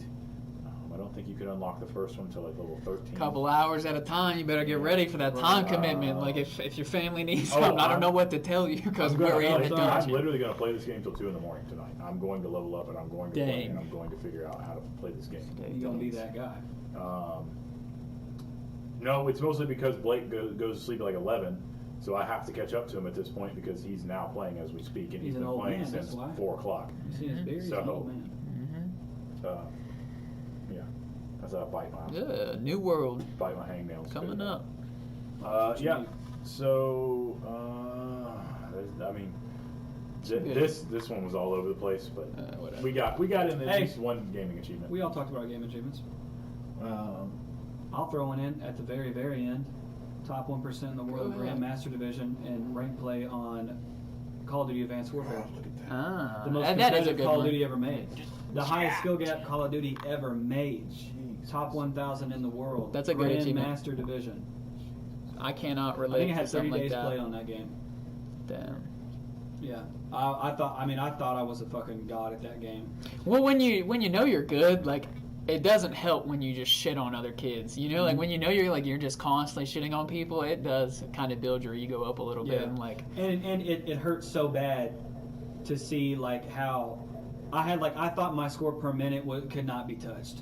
And then on BO3 as well. On BO3 like a 580 score per minute. Weren't we and I pretty was close? like, dude, I can't. Yeah. I was like, I can't be fucking. But my AW score per minute was like 720 because the game is that fast. You can really do that many things that quick. You can get to one side of the map in 2 fucking seconds. But and then on BO3, like if you're over 500, like you're fucking slaying people in that game. And then to see like we're first coming back to boots on the ground Call of Duty, which the first one was World War II, and to see like I'd go like 7-7, 120 score per minute, and I was like, yeah, dude, I don't ever want to fucking play Call of Duty ever again. Like this shit makes me sick. Like to think that I could be top 1% in the world, and then 2 Call of Duties later, I'm going 5-5, and I'm losing to 10-year-olds. I was like, yeah, man, this is the shit I hate about Call of Duty. It's this bullshit right here. We went right back to catering to these fucking casuals begged camping and in pleaded. corners. I'm part of the crowd that begged I know and you pleaded were. for boots on You was ground. like, and I well, when you wish- go back to boots on ground, I was like, nah, man, because I wish I had never said that. yeah, because Because it Advanced just turned Movement into- Call of Duty makes sure I don't play the fucking trash cans. And Hey, it make takes sure I don't away play the these little camping. It kids. takes away the Yeah. ability to just sit in a corner and aim at a spot and then just turn left and right to get kills back and forth. It was stupid. after playing games with advanced movement, going back to boots on the ground, I was a part of that group as well. That I wanted it to be like, you can't jump and fly around. I want it back now. All the Yeah, and advanced then you movement realize is so it's much not better, the same so as much it was in faster Modern Warfare paced. 2 Yes. and in And Black like Ops with 1. Call of Duties, when you try and go back, you can't because it's now hacked. Yeah. You can't Yeah, fucking true. play the game anymore. Yeah, That's true. like go back to MW2 boots on ground. If you're better, you're better. Like let's say a Yes. perfect world on the world's most perfect server, and there's no hacks, and the latency's fine. Everybody's like a 40 ping, and hit markers register. Higher skilled players win, right? Not anymore, man. Any more boots on ground Call of Duty is catered to the casual masses, and that game's way too slow and it's a fucking shit show. Cold War has a way higher skill gap than Modern Warfare ever did. You know, Cold War's multiplayer is fucking dead. Good. You know, it's dead. Yeah, good. Nobody plays Cold War multiplayer because of Warzone. The only people that play Cold War are rank play.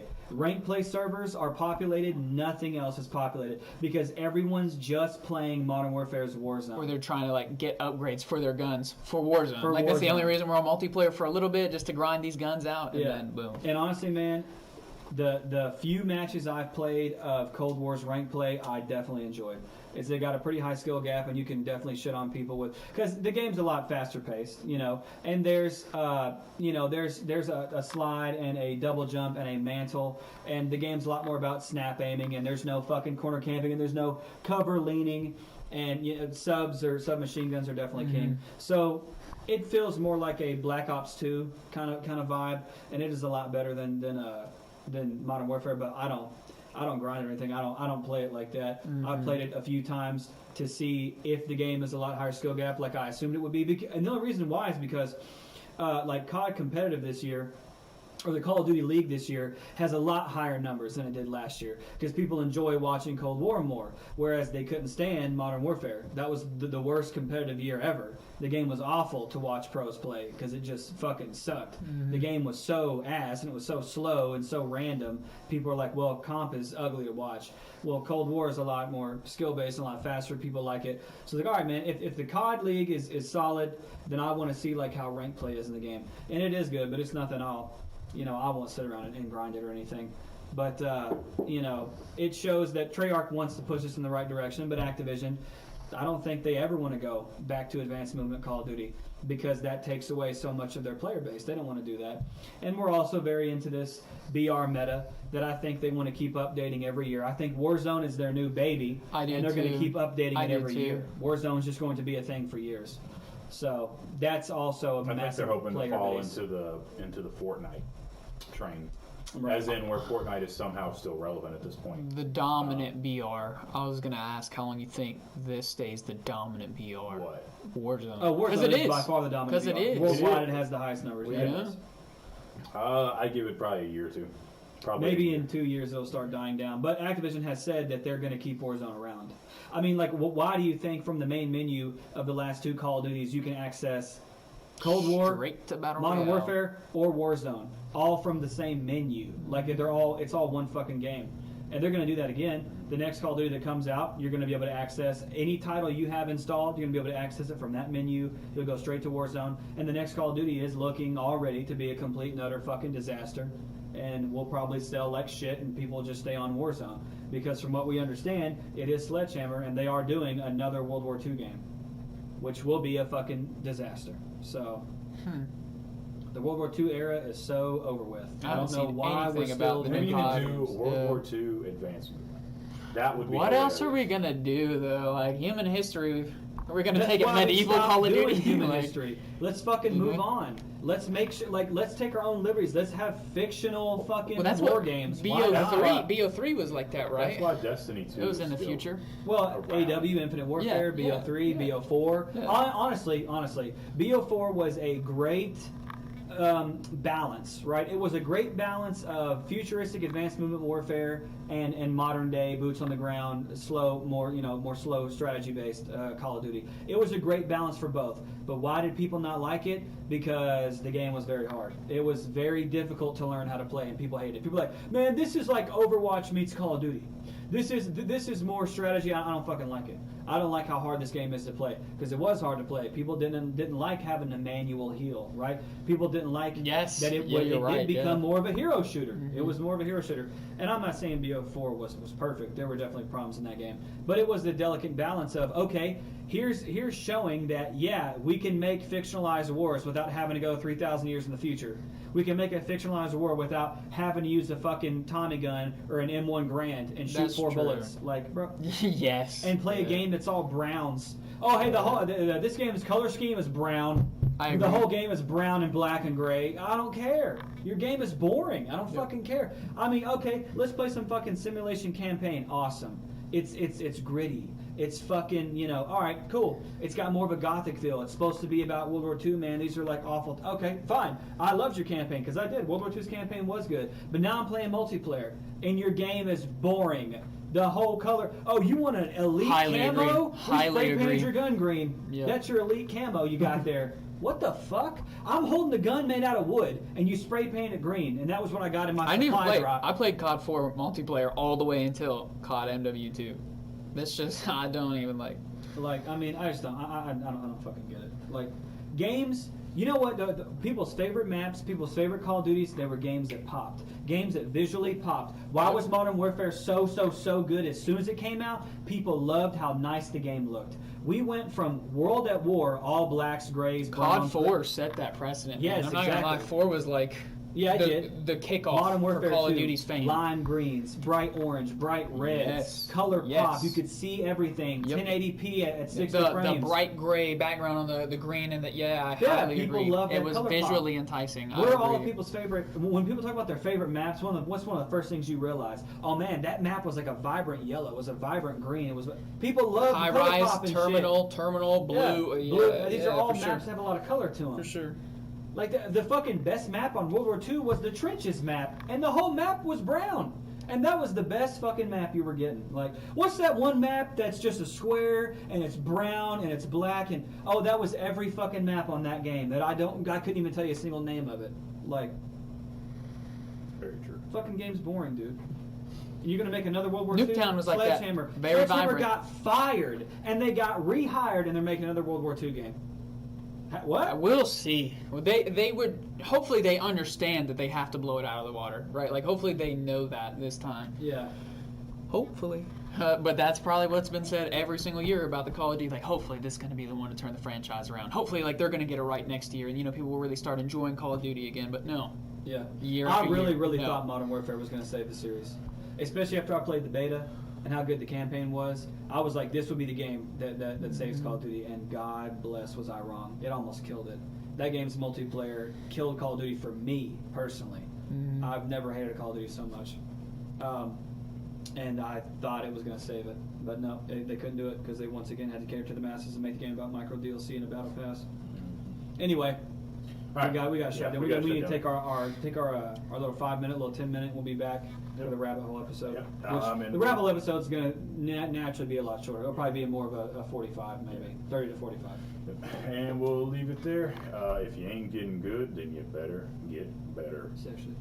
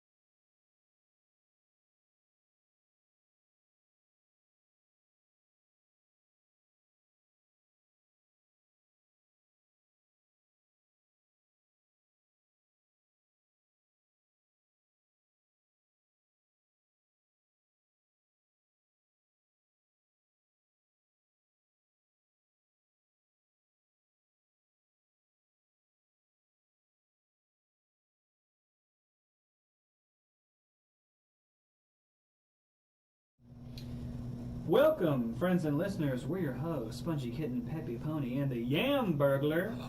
And you're listening to the Get Gooder Podcast, the only podcast where we learn you how to get more gooder with Tropical. And in today's episode, down the rabbit hole we go.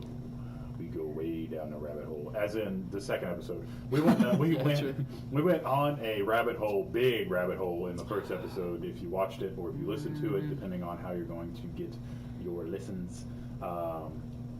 We're going to go down the rabbit hole. Questions are allowed. It looks like we have just Blake in the chat, but Blake, you're more than welcome to join in at any point in time. Why is it so quiet? Interesting. Interesting. It should not be It shouldn't quiet. be quiet. I don't think so. Maybe this is better. I don't know. If it isn't, I don't care. You'll figure it out eventually. Just turn your headphones up. He turns it all the way up. No and one's ever it's told just us like- it was quiet Yeah. before. So. And in the I'm first listening episode. back, the audio is good. Yeah. When you listen, Yeah. okay, I was good. So maybe your YouTube's just turned down. That's all it is. That is what it is because we're Maybe right. you just don't know how to work That's on- computers. Your technology literacy is just so low. Unless he's that you saying don't why know is how it to so turn up quiet the in the volume. chat, which Yeah, is he's a good definitely question. never built a PC. That's true. So either way, this is the rabbit hole. We're gonna go down it. We'll eventually end up somewhere, and you'll be there with us. We went down a big rabbit hole the first episode, a big one. So that's usually what we do. You can hear white noise in the background. There's something wrong with your headset. Because I don't know. Let's listen. Let's pull it up. Perhaps. Somebody pull it up on Yeah. the Well, phone. because this is the I'll rabbit pull it hole on episode, so we the don't phone. have any sort of what we have to listen to. We should all be logged in to iPhone. count as viewers. There's a humming, and I hear the humming, but how is it picking that up? Rabbit hole of audio. Okay, he's got jokes. Damn, what a bum. Big Hold on, jokes. that's solid. Just. What are you doing? Why is it showing? It's not showing that. Are we're you not live. signed in to our? Yeah, I am, but it's not showing we're live. Oh, there. Now it's showing that we're live. Alright, nobody say anything. Yeah, I am, but it's not showing we're live. There. Now it's showing that we're I hear it too. There's a white noise. Why is there a white noise? No, it's literally picking up like the AC. Do you like listen? you think it's don't the don't AC, don't though? make a sound and listen to that noise. Do you hear that noise? I That's do, it's a definitely the sound it's high-pitched picking noise. up. No, it's like a that humming sound is like the air going through your vent. That's the sound it's picking up. It's actually picking that up. That's wild. I don't. It hasn't picked it up before though. It hasn't. No, it has not picked it up. None of ours have sounded like that. That was just like in the background. And it's not sounded like that before. So Well, you know what? you hear like that's a mechanical. That's not what we're Yeah, hearing it's right making now. like a squeak noise. Yeah. Hear that high pitch?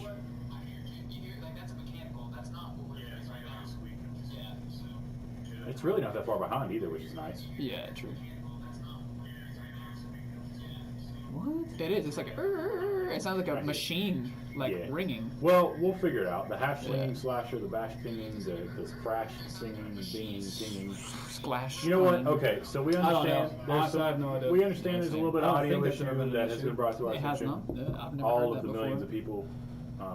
There's a guy in New Road named Poop dick. Poop Dick. Oh, that's not- That's funny.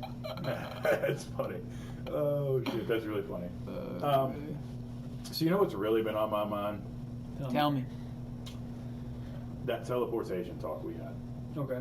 It's been very heavily on my mind and how we can achieve it. Also, so to go with that, I want to just talk about advanced technology In general? or where we're going to go with technology in general. Mm-hmm. Because you see all these shows. I watched a video the other day that showed how long it took to go somewhere, light speed, and it was like it takes this long at light speed to get from here to here. So it like a light year. Right. Right. So going off what I understand, at the speed of light, it takes a year to get there. So our general term of a year. So just think about that for a second. 150 light years away is not that far in space, in the grand scheme of space. It's Right. not No, that yeah, far from away. what we understand, if you So- believe that space is infinite, then of course that's Yeah. not very So long. think about the shows we watch, or we watched, like the Futurama, or another. I'm just thinking of Futurama. Yeah. How fast were those ships going to get from point A to point B? Because the way they look in the show, they're going really slow, but really they have to be going light years. I mean, Did you read what? yeah, many times. many times over the over light speed to be going that fast. But it looks like they're driving normally. Right. So I want to know at what point we take some tips, not technology based, because I know technology is a very difficult thing to understand. But at what point do we attempt to reach those levels? Because we all know this planet's not going to last forever. That's general knowledge. It's been around for 1 billion years, and it's not going to last much longer. Do you know what I think? I think we don't start really developing the technology for travel It's too late. until we find the destination. Because right now we don't even know where we would go. Our focus scientifically is exploration.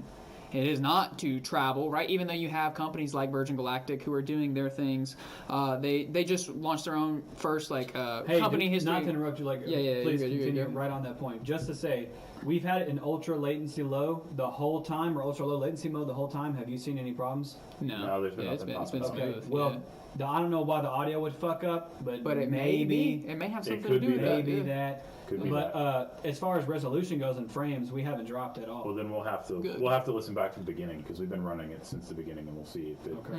Because this is the first one I we've think done. True, when, yeah, I when wonder we if listen we- to it on Spotify, that'll really show. Yeah. Because if we hear that mechanical noise on audio only, then yeah, that's kind of a problem. Yeah, and we'll just probably run low latency next time, and maybe that'll fix some of it. Because no error popped up, or no thing popped up until we went ultra low, and then that's when it was like, hey, you might run into some issues. Yeah, it did say that. But it was just video issues. It didn't say anything It didn't about say audio, about but audio. that could be play into it. But to counter argue what you're saying, I understand that yes, we are going for exploration, and once we figure out the destination, we probably will build something to match that destination to reach there. But how are we going to find the destination if our exploration takes so long in our time? Because in order to explore, how long did it take for the rover on Mars to get to Mars? How long did that take? Probably 3 months. We have 3 to months? develop a new propulsion system. Well, yeah, we do. Rocket We do. fuel cannot No, be but the what I'm- primary what I'm We'll method be saying able of to travel. actually go truly take trips into space until we And that's kind of start to defy the laws of physics that we understand as humans, which is gravity propulsion which and is- bending space-time around us and allowing ourselves to pass through. Which is what the counter argument I'm coming up with is, I understand we have to figure out the destination, but we won't ever figure out the exact destination we want to reach until we explore. With it taking so long to explore, we're then cutting into the time for us to understand what destination we want to reach. So I understand that it's going to take a while to do so, but since we don't know the destination, then our main focus should be on speeding up the process of exploration. I feel like right now we've reached the cap. If I'm not mistaken, the fastest military aircraft was for the longest time SR-71 Blackbird. I don't know what it is anymore, but we've reached almost the cap of how fast we're going to go using this method of travel, right? Yeah. You're not going to go faster than X amount of miles per hour. I don't know what it is, the amount of G's that actually kills you, but you can't go faster than that. Otherwise, people will die, right? There's no ifs, ands, or buts, because you're fighting the G force when you're flying. So You're fighting a G-force in the atmosphere. When you break our atmosphere, you're really not anymore because there's no friction. But I suppose you're right, and it's as you ascend and descend that you really feel the effects of gravity. Breaking the atmosphere is what causes astronauts to almost die, which is what takes months and months and months of training, and that's all simulated. So, every astronaut will tell you, Once you get into space, there's no G-force. when you get into space, you can go as fast as you want because space is a vacuum. You're just propelling through it. You're not really feeling a force that's coming back on you. And any force that's the spaceship itself is handling that force. Breaking from the atmosphere is what causes all astronauts to pass out and some to actually go into cardiac arrest. But that's why you do months and months and months You're not going of simulation. out, you're going up, baby. Yeah. breaking the atmosphere is insanely difficult, and you have to do it at a curve, right? Because if you tried to just launch, I always wondered why Yeah. they didn't just launch straight up, but if you try to just I learned launch that as straight well, up and break yeah. through the atmosphere, everything You're that, finding that ship's blowing up, everybody's Coriolis passing effect, out. right? The way the Earth's Yeah. spinning, you got to work with, Yeah. not against. If you notice, like spaceships take off like that, and they're going to break through the atmosphere at an angle because you'll never do it going straight up. With rocket propelled fuel, And if that's- we had propulsion systems, which conspiracy theorists say, some would say that we do have that technology, that gravity propulsion does exist, and that whatever. I that know the they're working on government it might big be- time right now, and that's been a main focus in scientific. At least I've kept up with NASA since I was like 12, 13, right? And that was a big area of discussion, is finding out alternative ways or alternative methods of fueling aircraft. And the most viable one, if I'm not mistaken, right now, the alternative to rocket fuel, it's like a chamber, and they bounce particles back and forth, back and forth, back and forth, and it's like a infinite momentum. Like they just keep gaining momentum, and eventually this demonstrates like a pull or a push, and it pushes the crap. But that's Yeah. they were only able to, and this is years ago that I read this, is like 2017. I had just joined the military. I was kind of keeping up with it still, but it was only able to produce a very small amount of force, and there were issues with our science and with our technology and finding a way to replicate that at a larger scale. And right now, that's it, right? Like, I agree that we need to push for it, but I think that we're so caught up with other shit that society doesn't necessarily progress scientifically until it's met with conflict. Some of the biggest gaps or jumps in technology came as a result of World War I, of World War II. Like, it's shitty to think about, but it's very true, because it's definitely. war spurs innovation, because It does. people want to live. They want to, prosper. So I think that without a necessary conflict or like a true planet, we think Honestly, that this especially planet's in World War danger II. right now. Like, we're aware that the planet won't be here forever, but we're not really scared yet. The World War When II fucking era pandemonium was hits and mass people are like, domination. oh shit, the world is not going to be here in like 100 years, guaranteed, then it's going to be an all-out push to, oh fuck, we can't live on this planet Even anymore. then, We got to nobody's get gonna out of here, believe it. . Nobody's going to believe That's the issue that now, it's because coming we to could the be end. in danger right now. Our kids could not be on this planet in 100 or 200 years' But we time, won't pay but attention. yeah, we're not. No one wants to. No one wants We to pay don't know attention to that. climate change. Not enough, at least. We will pay attention to it, but I don't really think Also- we're making steps. The awareness to isn't deal out with it. there. It's very. Everybody knows that 7 billion people on one planet increasing or Exactly. staying even. That's a It's rapidly it's too increasing. much. It's a Yeah. problem. It's Did you know? 1 billion people Dude, in one country? listen to this is a shit. problem. Yes. It is expected that in 20 years, 15 billion people will be on this planet in just 20 years. Yeah. If you do the math, like now, naturally this can't happen. But let's say that we could have infinite number of people on this planet. If you did the math, then 20 more years after that, it wouldn't jump up by like 7. No, it would jump up exponentially. This number would keep growing because that's how multiplication works naturally. It's like, if you put 2 rabbits, a male and a female rabbit, bro, and how much rabbits fuck and how many babies they have, that number, like, it'll be, okay, we'll check back on them in a few weeks. A few weeks. Well, you keep the time the same, but the number will multiply every time, way more than it was prior. So if they think, well, okay, this is a literal prime example. Look at how many people were born in the last 20 years. Then look at how many people were born in 40 years. Keep on doing this by 20, and you'll go back a couple hundred years and be like, man, not a lot of people were born between the year 1800 and 1820. You know how many fucking people were born between 2000 and 2020? It's crazy. This number will keep growing. It's expected. There's a possibility. Now, dude, like I said, how Mother Nature works, it will never happen this way. But it is projected using this math that we could have 15 billion people on this planet by 2050. That's not living. We would not be living if that was but the case. In that case, You can't live with 15 Think billion of how people on old the you planet. are. 45 years old. 15 billion people. You know what that would look like? 65 years old. I mean, exponentially, you're talking, what, 30, 40, 50? No, probably double that. Yeah. 60 billion people. 1 billion people live in India. Can you 1 fucking imagine billion that? people live in China. Did you know that 1/8 of the world's population is in India? And another 1/8 is in China. Well, let's do the math. Could you imagine if there was 4 billion people in India? What if there's 4 billion, 5 billion people in China? That's pure anarchy. That's a civil war. Like you can't do that. You can't have that many people in one area. You know what's interesting though is that it's also there are a lot of factors that come into play with population, but it's also culture based. It is because very you much have so. G7 countries like Japan, which has a negative birth rate in their country, where they are slowly shrinking as a country. So it's not every single country is increasing at an exponential rate. Even first world countries like Japan is the only one I can pull because it's the most recent one I remember learning about. But their population was slowly declining, right?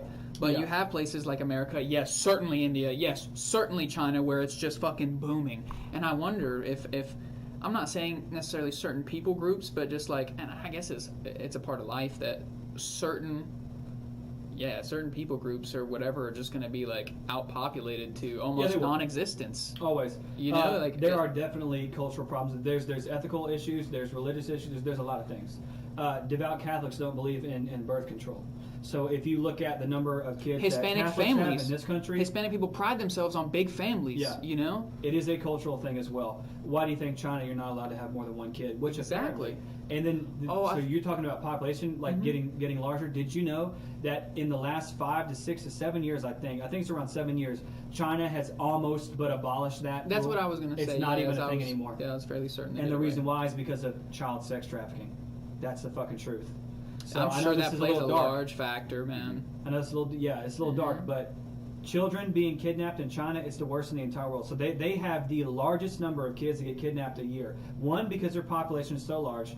And the second and most major reason is because you're only allowed to have one kid. So if you have two, they will sell the girl, always. Because, boy, even though we're in the year 2021, China, you're much more likely to become successful if you're a male in Chinese culture. It's still Oh, that yeah. way, very Yeah. much so. A work-oriented culture as well. Yes. You are expected to stay late until the Yes. boss leaves, and the boss is expected to stay late. So it's just like everybody works themselves so hard, man. If you have two kids and one is a girl, it is very, very common in China that you will sell that child. This counts as a kidnapping because it's technically illegal. So their numbers are insane for how many kids can get kidnapped a year. A lot of those kids, sadly, are sold into sex slavery in Europe. A lot of them in countries like Russia, which sex slavery is very, very bad in Russia as well. So China is now deciding that they want to slowly start to abolish this rule. One of the reasons is because they want to make sure that they are finding these children, that these children are not getting sold into sex slavery. As a country, the government is actually starting to do this. So China's numbers will only rise. And then of course India's numbers will always continue to rise because once again we have traditional family-oriented big families. Hispanic is all honestly the same kind of thing. It's still traditional family-oriented. Okay, we're going to have big families because it's always like prime example. If you come from a culture that in the near past, just 50, 60 years ago, an upbringing was very, very difficult, right? So your parents, your grandparents struggled, and it was about hard work and dedication and growing your family as big as Hard you could to times all help create each hard other. men. Yes. If you come from a culture like this, then population will only continue to grow, right? If you come from a more American nuclear traditional family, mom, dad, brother, sister, that's it. That's the American dream. A lot of Americans have much smaller families because this was kind of always embedded that from a socioeconomic, from this political standpoint. That's a big part of it, too. You have wife, you have husband, you have boy, you have son, you have daughter. That was so common. Or you just had one kid. And now devout Catholics not believing in birth control increases birth rates as well. I'm not saying that their religion is the problem. The way they think is the problem. But if they don't believe in birth control, then naturally, when you look, okay, prime example, if you go to cities where it's almost all Catholic churches. This is a lot of Italians. Well, Italians have large families. A lot of Italians Yes, are they do, devout yep. Catholics. They don't Yep. believe in birth control. And when you have a kid, you got a kid. Yeah. If you go for to sure. Italian suburbs in New York, they're overpopulated. Families have 9, 10, 11 brothers. Or you have 9, 10, 11 sisters. And so that's normal. True. We don't see these types of things in rural suburbia. It's just not very common here, right? So this shit will only get... People talk about how much they hate Kansas. How much they fucking... I want to go to Omaha and have a tornado take my ass anywhere. Buddy, you will be asking To go somewhere fucking where to go you're not somewhere where you crowded. can, yeah. Elbow to People will elbow. love living in Omaha in the next 20 years. Which is why I think this needs to be on the forefront of our technology of trying to find a different planet. Yeah. To just repopulate. We're running to into these populate- issues to now. populate a different planet. Fucking Blake is so good. Yeah, to populate so you can populate a fuck you different up. planet. I'm not Fuck saying you up. just going and dropping people off. I mean, like actually doing it like. You're speaking of terraforming yeah, celestial yeah, rocks. Yeah. yeah, like an ethical way of doing it, setting up multiple societies over multiple planets. The only issue. Rocket fuel won't get us there. No, the only issue you run into is as humans. Man, We have a competitive nature. Yeah. We want to rule everything. We want to put our flag down and say this is mine. So at one point, or at some point of the exploration, or the what am I thinking This of? terraformation. Is that what you- Something like that. Someone's gonna say this planet's mine. Yeah, somebody's You gonna say can't this tell me planet's it's just not mine. gonna happen. And then they won't. Earth will not have rule over this No, planet. they won't have jurisdiction. They don't have No. jurisdiction over this planet. So then you run into the problem where, like in the old times, like in the past, it's like countries. Mhm. You have conquestors. You have people trying to conquer this land now. You have people then trying to conquer planets. As humans, I think that's where we repeat ourselves. I totally I think agree. in the distant future, if we reach that distant future, which is very dark, but if we reach that distant future, we're going to run into conquerization. What am I thinking of? What's the word for it? Conquering? I don't know. Usurping? It's a word like conquerization, but it's not. The Conquerization's not a word, so it's I don't know. We're going to run into conquering lands, but at a larger scale, where it's going to be planets Yeah. that are going to be conquered by this group, and this group's going to own this planet. Well, This let's group's think gonna own about this, planet. dude. Let's say that we, honest to God, terraform Mars in the next 50 years, Mhm. right? Which we want to have people on Mars in the next 5 years if we go by. I'm Musk. forgetting his name. My God, yeah, Elon Musk plans. All right, let's get real. What are going to be the rules and laws there? Are we just going to live off of the ethics of good people? Well, we're gonna. It's about basic human rights. No one's rights are going to change now that we're on Mars, and no one's going to be allowed to murder people now that we're on Mars. That's all common sense. But who rules? Who says what goes? Where's the law? What's allowed and what's exactly? What's going to be the law That's when you terraform all being another debated planet? right now. What Yeah. the laws are within the confines of space. Yeah, there but are how do you determine international that? disputes between China and America as to Right now, on what the laws. there of is a space current are. agreement to not Space law. weaponize space amongst all countries. Yeah. However, we can't have a military in space. How that's can you do not that? what's happening. That's not what's happening at How all. can you do that? The plans are being if you made. terraform and- Mars, I guarantee you the second group of people we're sending up there are highly trained soldiers. The You number- can't tell me that's not No, what we do. The because most dangerous weapon to come from space will not be missiles. It will not be some death ray. It'll be an EMP. It'll be something that can shut off electricity within a certain area. Of course, And yeah. that's what I think that we will see within the next 20 to 30 years. It's Yeah. already there. There are already plans for missile launchers or some sort of. It's basically like a missile or ICBM that you can launch from space, right? It's a satellite missile launcher. Right. But none of that's legal right now. You cannot Hell weaponize no. space. But the thing is, like, it's already there, which means other things are already there as well. And- And I think that's Yeah.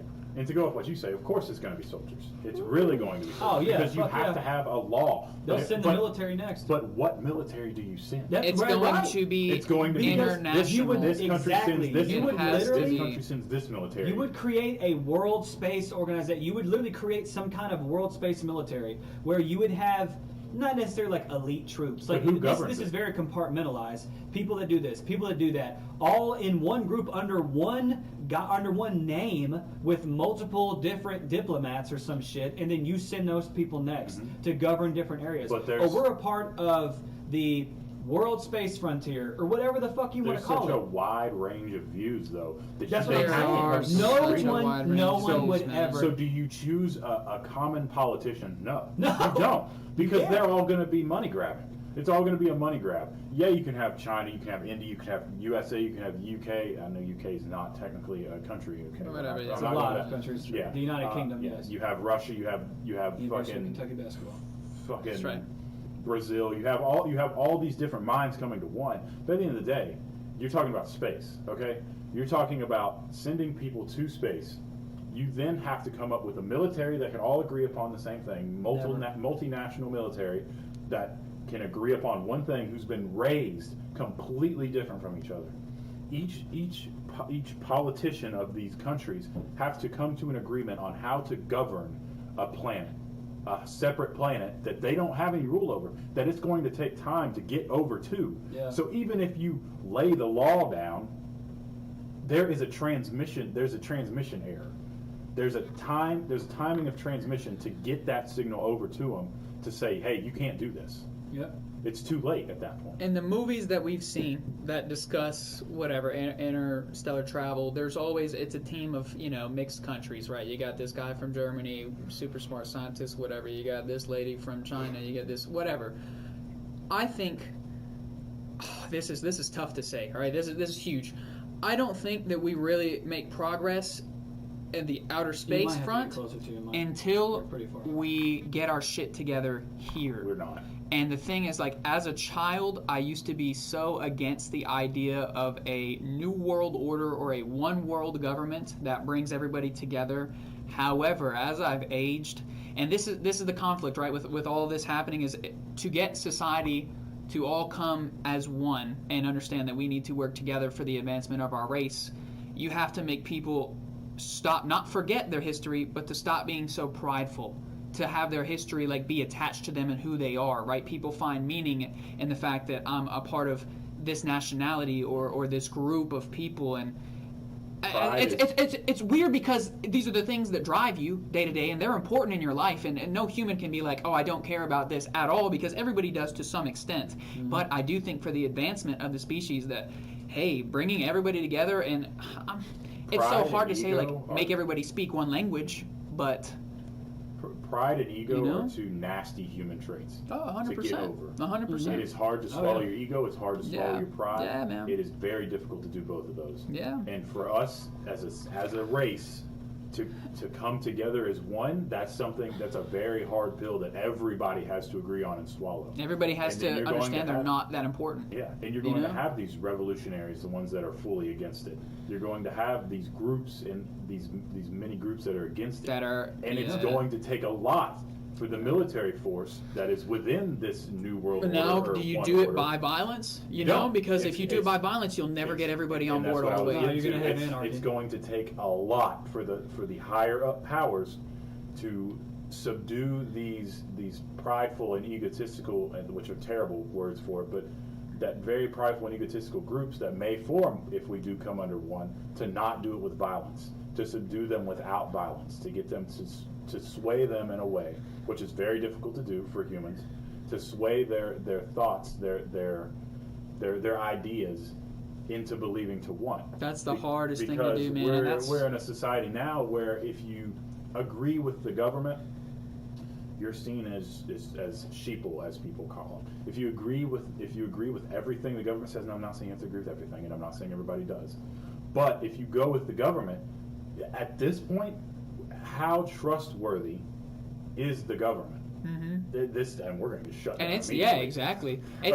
But how trustworthy are they really? Mm-hmm. Because there's these things. And let's be honest, they're not always trustworthy. Yeah. For anyone who's listening, I'm sorry to burst your bubble, but they're not. And there's these snippets and these released documents that come out that nobody reads that some people do, and they're like, holy shit, maybe we were right this whole time, maybe we were wrong this whole time. But as people start to get used to, the government is not what they actually say they are, that you have to start. This is with anywhere, like I'm not saying specifically government. Ours. Yeah, but I'm saying government in general. Any governing body Mm-hmm. will have corruption at some point. Yeah. Because once again, the term I used earlier for space travel, everything is compartmentalized. Everything is on a need-to-know basis. Not every government official knows everything about the government. It's not how it works.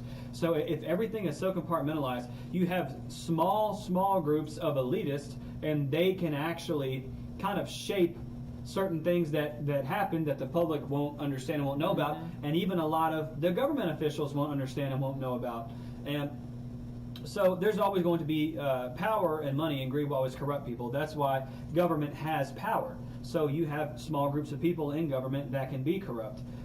Money in politics is a very dangerous game. Here in this country, we have a republic democracy. We have public elections. Well, that's all fine and dandy. It's probably what we've seen in history. It's one of the best ways to do it.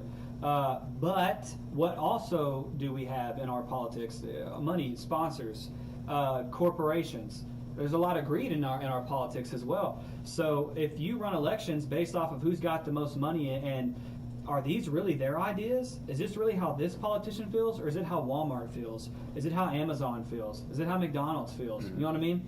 It's like we kind of worry about those things, right? You see other nations have totalitarianism governments, and their people are oppressed, and they want to fight back against the government.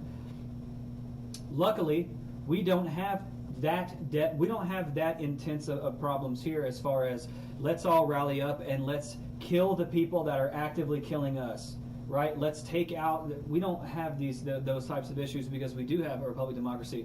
But a huge problem that we do have in this country is that too many times our own politicians and our own government, we can't relate to them because they have no fucking clue on how to relate to us, right? And they live in their own kind of personal bubble, and it's sad to say that a lot of times they push agendas that are good for the rich, that are good for the corporations, because that's who's backing them, right? That's who's putting the money in their pockets. If we get money out of politics and we run public elections based off of people's potentials, right, based off of their credentials, then it could be a perfect world, in quotes around perfect world.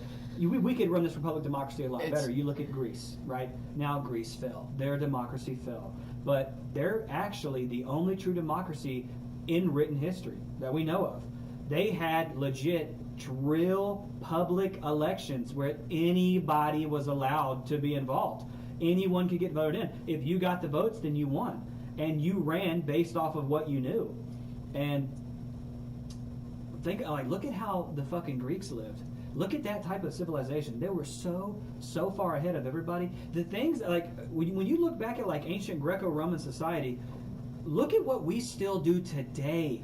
That is what the things that they were all doing. What government type were the Aztecs and Incas? That's not even, like a even government. Like a caste. Yeah, but what I'm caste trying to type figure out of- is because these are these advanced That's a civilization. This is a very advanced ancient civilization that disappeared within a blink of an eye. A lot of ancient civilizations are based upon the hierarchy of kingdoms or royalty or bloodline.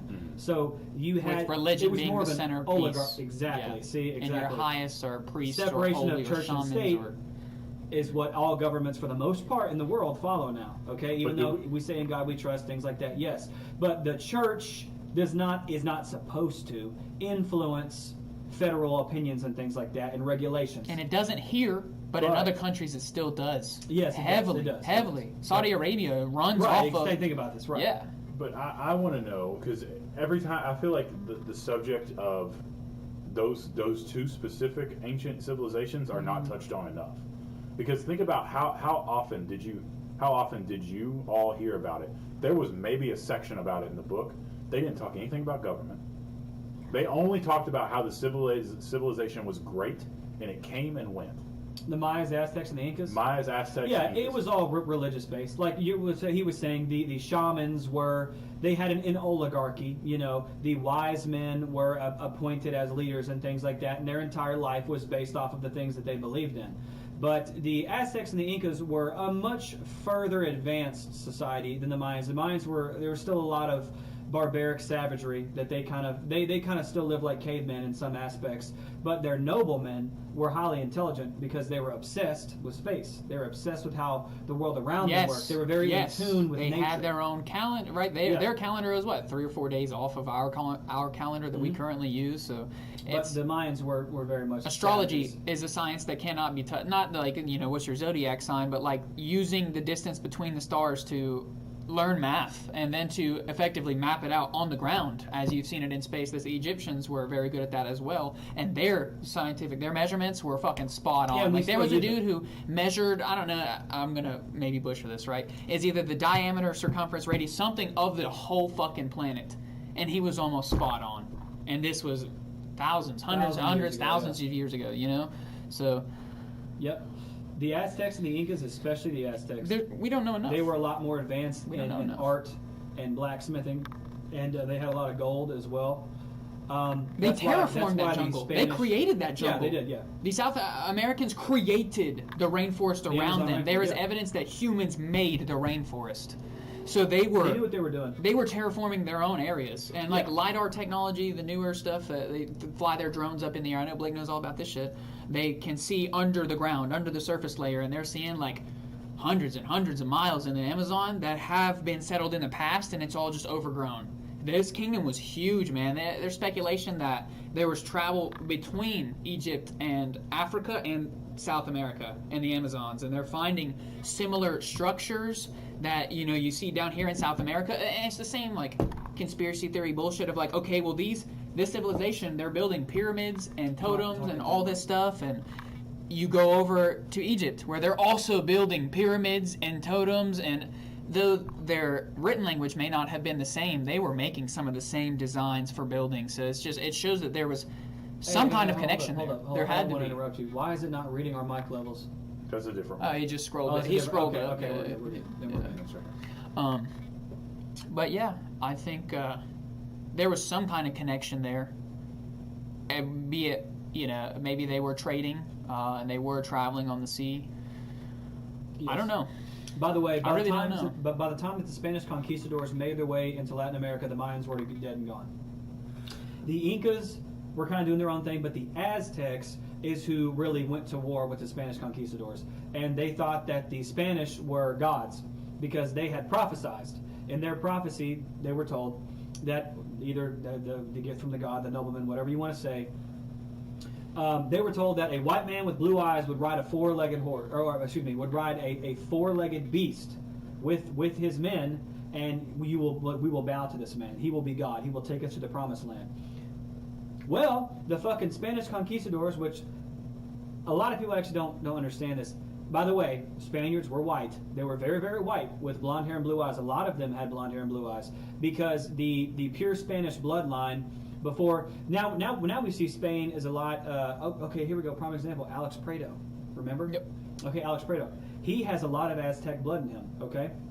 In fact, I think like his great grandmother was almost like full blood Azteci or Aztecian. Well, the Spanish, of course, crossed bloodlines with the Aztecs. There are still a lot of people in Spain that carry that bloodline that are white with blue eyes. When Alex Prado was born, he was white with blue eyes for many, many years, and that was because of that bloodline. That's a very unique bloodline. So white men that were Spaniards, which a lot of people can't wrap their head around anymore, they're like, what?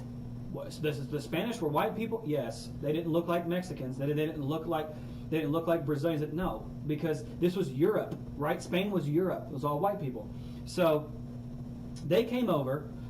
Oh my God, we see a guy on a horse. We've never seen a horse before. Remember that. They've never seen a horse. So they see a four-legged beast, a white man with blue eyes. They bow down to the Spanish conquistadors that were there to rape and pillage them, to discover new lands. And they used this to their advantage. They were like, yes, we are your gods. They raped the women. They stole all the gold. They killed a lot of the Aztecs. They crossed their genes with theirs by having children with them, took some of them there, left some of the Spanish here, and that's how you have what a lot of Latin America looks like today. It's a cross between European and Latin American bloodlines.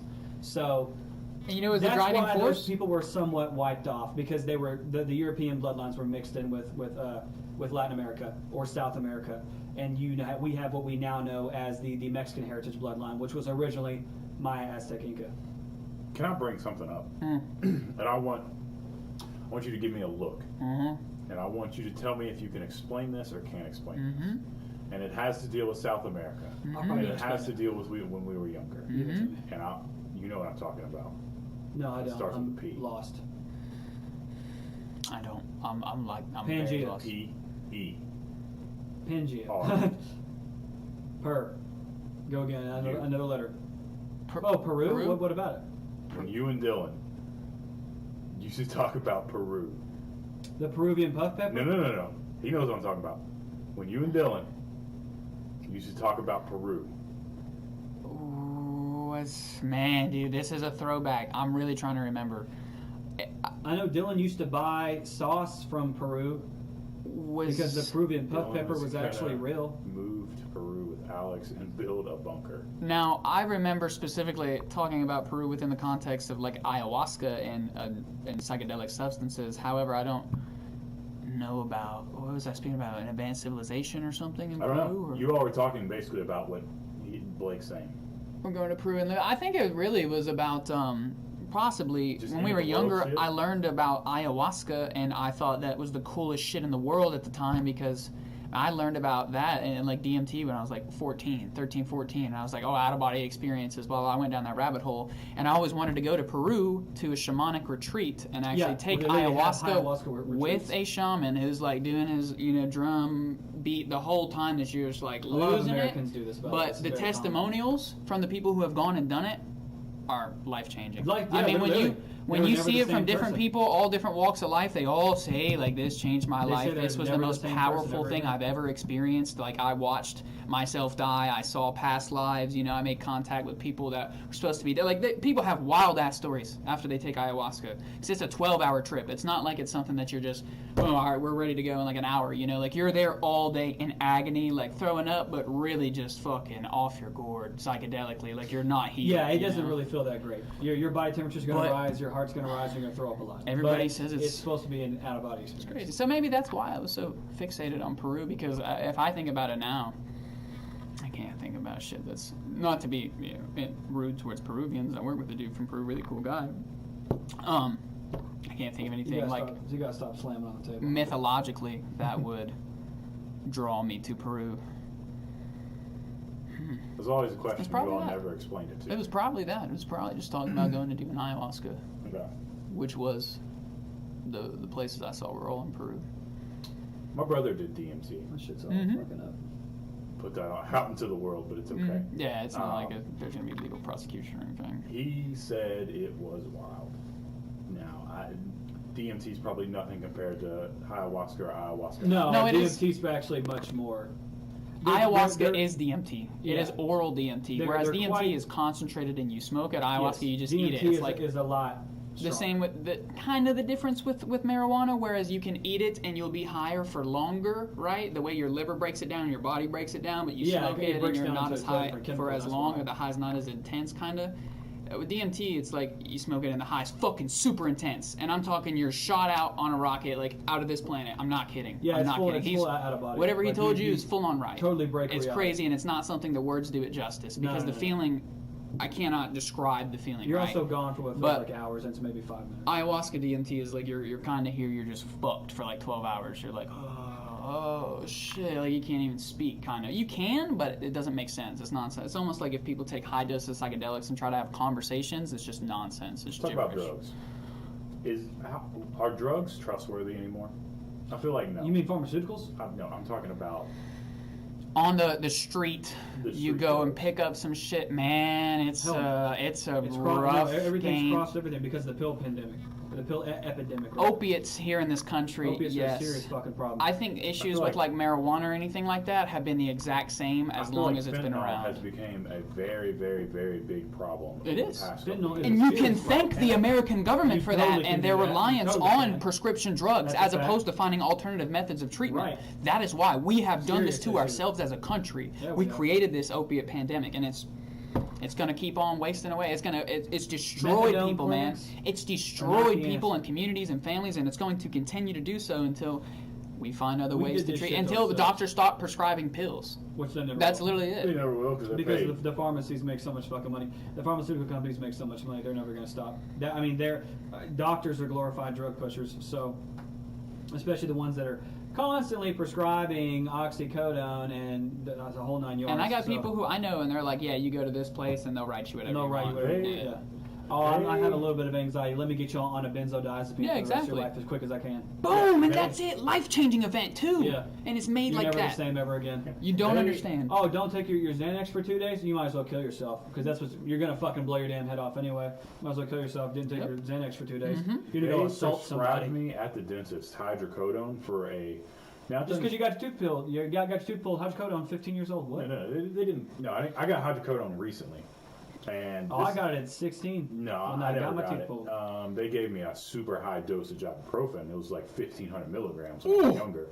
But Easiest way to. That's how be your last fucking headache. I'll tell you that. but Liver here dead. recently when I got my, Yeah, liver which I fucked. can understand getting a high dosage painkiller because I had steel And tooth pain hurts bad. steel roots basically drilled up into my mouth. I can understand the need for like a high dosage ibuprofen. Maybe one 800 milligram is necessary. You're also talking to the guy who watched many people throw handfuls of Pills. ibuprofen down their throat before a game. Oh yeah, I've seen that too. Not gonna say Literally any just names, functioning but- normally off of it. Like I need this before I go and play Bro, because taking ibuprofen otherwise or, I'm in or pain. acetaminophen daily is awful. yes, Terrible. You should never be Yes. taking that shit on a daily Yes. basis. So this was the first time I've ever taken hydrocodone. I know back in high school there was probably a bunch of us that did take it. I don't know who took it. I don't know when they Yeah. took it. The big thing back then was Adderall. Everybody was taking Adderall. pill wise, yes. Pill-wise, yes. Everybody Adderall, was taking it. Xanax. because were it's big. speed. It's synthetic meth. Yeah. Yeah, facts. But I hated the feeling of hydrocodone.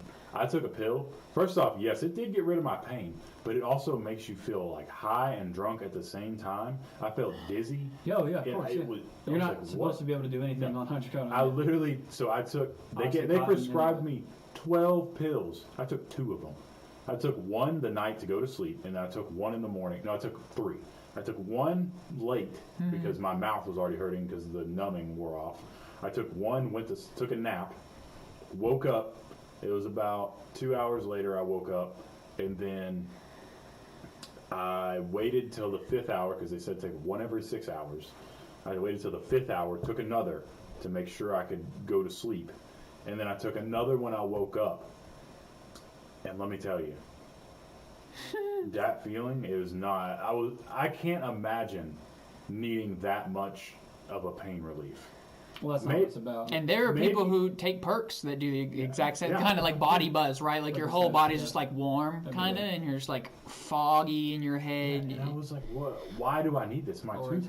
Ortab, all Give that me Yeah, an ibuprofen. I'll be okay. and you're literally doling yourself away. That's Yeah. what people do. They just dole Yep. themselves. Into I got nothing. my No wisdom feeling teeth pulled at nothing. 16, and that's the first thing they gave me. They prescribed me hydrocodone, and I was like, what? And my mom was like, why the fuck are you giving hydrocodone? Like, oh, this is common. Like, this is what we give For you wisdom when you- teeth removal, yes, it is. Yeah, it's very I common. got hydrocodone I as told well. you when Yeah. Kay had to be sedated, she got put on ketamine. Now, Why the fuck? I think They that's such get- an odd choice, but we don't know a lot about I ketamine. don't What we know. do know about it is very like stereotyped into like you think of ketamine as some weird fucking hippies that take ketamine and just go like zone out for a little while. But there are a lot of clinical I'm studies being surprised they done didn't on give the her fentanyl. effectiveness of You know, ketamine that's for a other very common treatments, anesthetic other right now. reasons. well, let me tell you, they Fentanyl gave is her, within hospitals. Yes, it is. They gave put her- you under with fentanyl all the time in hospitals. they gave her 1 dose of ketamine, right? That didn't put her under. They were Jeez. very surprised that it didn't put her under. Then the doctor came in and said, well, we're going to have to give her another What dose. about that laughing And- gas or whatever yeah, puts you to I sleep know, at the right? dentist? Like, what Like the you hell? couldn't do that? They Fucking wanted her to have a ketamine? conscious sedation. I think laughing gas puts you under. Yeah. But they wanted her to be conscious, so they could move her and sort of get her to do things if they needed her to do it. So they could move her in a way that wouldn't cause any That's so trouble. fucking sketchy to be a parent in that situation. Yes, it was very sketchy. Subject your So, child to something like that. The is- first one they gave her, I understood that she needed to be sedated. I did not know what I was agreeing to. Had I known that that was what it was going to look like, I would have literally just went and got like the tape stitching and put that on there for her myself. Yeah. If I would have known that's what it looked like. Yeah. They gave her first one. She was pretty funny off the first one. I'm not going to lie. It was pretty hilarious. The first thing she asked was, Mommy, what's white in Spanish? That's literally, they got her in her leg. 10 seconds later, that's the first thing she said. And it was I love it. hilarious. Shot? I love A it. shot in her leg of ketamine. The doctor goes, okay, it's been about 30 minutes. She's not going under like we thought she was going to. We're going to have to give her a second one. I was like, okay, well, I Yeah, have a you better question. watch her, all right? This is your first red flag. I was like, She's got a high tolerance. yeah, I was like, I have a question. How much is too much? Because to me, it's like if the first one was supposed to put her under and you're giving her a second dose of the same dosage, that seems like a lot, especially for someone who's 3. She weighs almost as much as my 6-month-old, Yeah, 7-month-old. it's so sketchy. That's man. that's a little body to be taken in that much. And Sam was like, I mean, that's a little rude for that's very rude for you to ask that. And I was like, honestly, it's not. As a parent, you want to know. It's And justifiable because of your level of knowledge, right? Like, you don't know enough medically to say, like, Yeah. but the concern is totally understandable from a human perspective. And let me tell you, the first thing, not even 5 minutes, a minute after they gave her that second shot, her eyes were wide and she just stared straight at the fucking ceiling and she just shook. Like, her body was like shaking the entire time. Let me tell you, as a parent, that is a very scary situation. Yeah, Because man. yeah, I know she's going to wake up and she's probably going to be fine, but But that the is- shaking too, especially, the shaking is very weird. Coming from someone, you can probably relate to this, Yeah. that has had panic attacks. Yeah. You feel for her in a sense to think her brain is having a panic attack because she doesn't know what's going on. Yeah, she And- can't just relax. And at that point, she's having a panic attack, and her body can't react to the panic attack to calm her down Yeah. because they were poking her with the stitches, and her mouth was opening like she was screaming, but nothing was coming out. Ah, dude. So it's like so tough, man. to me, her mind was having a full-on panic attack, and she could not have the panic attack and get the calming down nature of to come down from a panic attack, which is a very, very, very sedative in a way. Once you come down from a panic attack, you're tired. Yeah. Oh, yeah. Oh, yeah, You're exhausted, crashed. yeah. You are You're so crashed. exhausted Yeah, you after feel like coming down shit. from a panic attack. Your whole body's so tense. It's like a workout. It's Yeah. awful. That fucking. The main reason I stopped smoking weed was because of a panic attack where I had an out-of-body experience and I didn't enjoy it. I went to sleep with a panic attack and woke up with a panic attack, which has never happened. Yeah. I woke up and I immediately snapped back into a panic attack. And I was like, I'm probably done. Probably just sitting there asking God, like, please, Yeah. let this end. I'll never do it again. Yeah, I'll never and do it's- this and again. out-of-body THC experience induced offers- panic is quite common, yeah. Dude, I get it. I get it Out-of-body still. experiences I smoke a lot. is why I don't want to ever try psychedelics, which I know there are methods, and people say psychedelics are a lot better than you're going to getting high on THC and having out-of-body experience. I was literally watching myself walk around like I was a Sims character. I'll tell you which that- was weird to me. Mine Which- wasn't like that. Off of the psychedelics, you won't experience something like that. No, At least no. you shouldn't. I have heard testimonials from people that we know that have done certain levels of other drugs. Very similar stories to what you said, that they were like out of their body looking down upon themselves as they And were I doing don't want to whatever. have what right? they call is a bad trip, which I know is a small percentage, or maybe a rather larger percentage Man. than we know. It is a bad trip, is because I don't want to You have a think bad yourself trip. into those. If Yeah. you think you're going to have a bad trip, and you Exactly, always and think that's that, exactly, don't do it. That's exactly what will happen. I will you gotta think be in the myself right mind. into a bad trip, and then with weed, with weed or marijuana, you can kind of get out of a high. You drink a lot of water, you eat a lot of food, you can Yeah, kind You of tell yourself absorb. nobody's yourself ever out of died. that Nobody's high. ever Yeah. died from marijuana. I'm good. Well, yeah, well, not even that, but you can get unhigh pretty quickly from weed. Yeah, it's true. not that difficult. Walk by a cop. You The quickest see, do way. anything and you'll Yeah. you can sober up Sober off up. pretty quickly, but hard But hard I feel like hallucinogenics. No. I feel like You're stuck in it. psychedelics and hallucinogenics You're are stuck in it. are tough to come out of, and I don't want to be. Yeah. Can you come out of it like you can out of a high? No, That's no, what I'm no, worried you about. really Is if can't. I do it, will I come out of it? Can I make myself come out of it because I'm having a bad trip? No, you ride No. it out. You Exactly. have to. You No. have to change You the are way that you're stuck. thinking. You are and stuck. that's why it's good to have someone there with you. Have someone there with you that's as calm as fuck, and they're literally going to be giving you all the answers. They're going to be guaranteeing you that you're fine and that you're just overthinking it, and then they'll kind of start to sway you into thinking differently. And as soon as you start thinking differently, you start feeling differently. Because mid-panic, how many times have you been having a panic attack, and then you start just thinking about, your mind maybe drifts a little bit, and you notice that for maybe 7 seconds you maybe weren't having a panic attack until you thought about it again.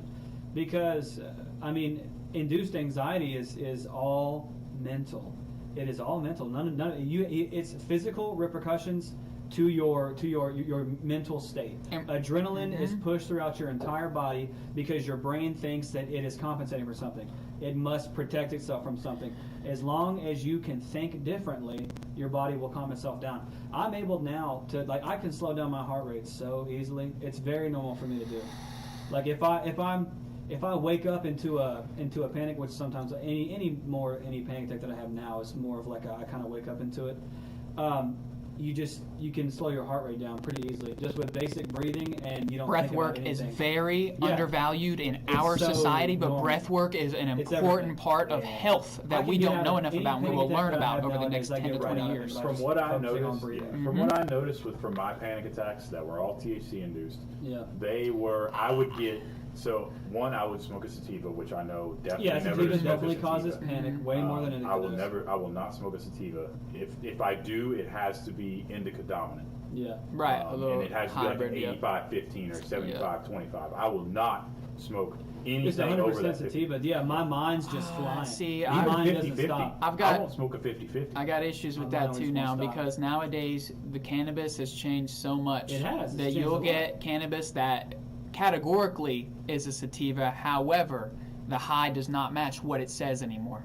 The high that you will get is not a sativa high from a sativa dominant hybrid sometimes. Well, yeah. That's where we're at with marijuana now, that like what used to be so like straight and simple is no longer the case, where each individual strain now is broken down, and like you can get on Leafly and look at whatever strain does whatever thing. And rule of thumb, yes, indicas will put you down, Yeah. but there are some indicas that will fucking pick you up, and your brain will be going like crazy too. Yeah. That's the thing. It's just it's not just because it's an indica, it's going to do this to you, and just It's because not it's as going to do this consistent to you anymore. anymore. Everything's crossbred. Now we've broken it Everything's down, man, and hybrids. it's wild. And a lot of my panic attacks came from me doing this. I'd smoke, and then I'd sit there Yep. and not talk.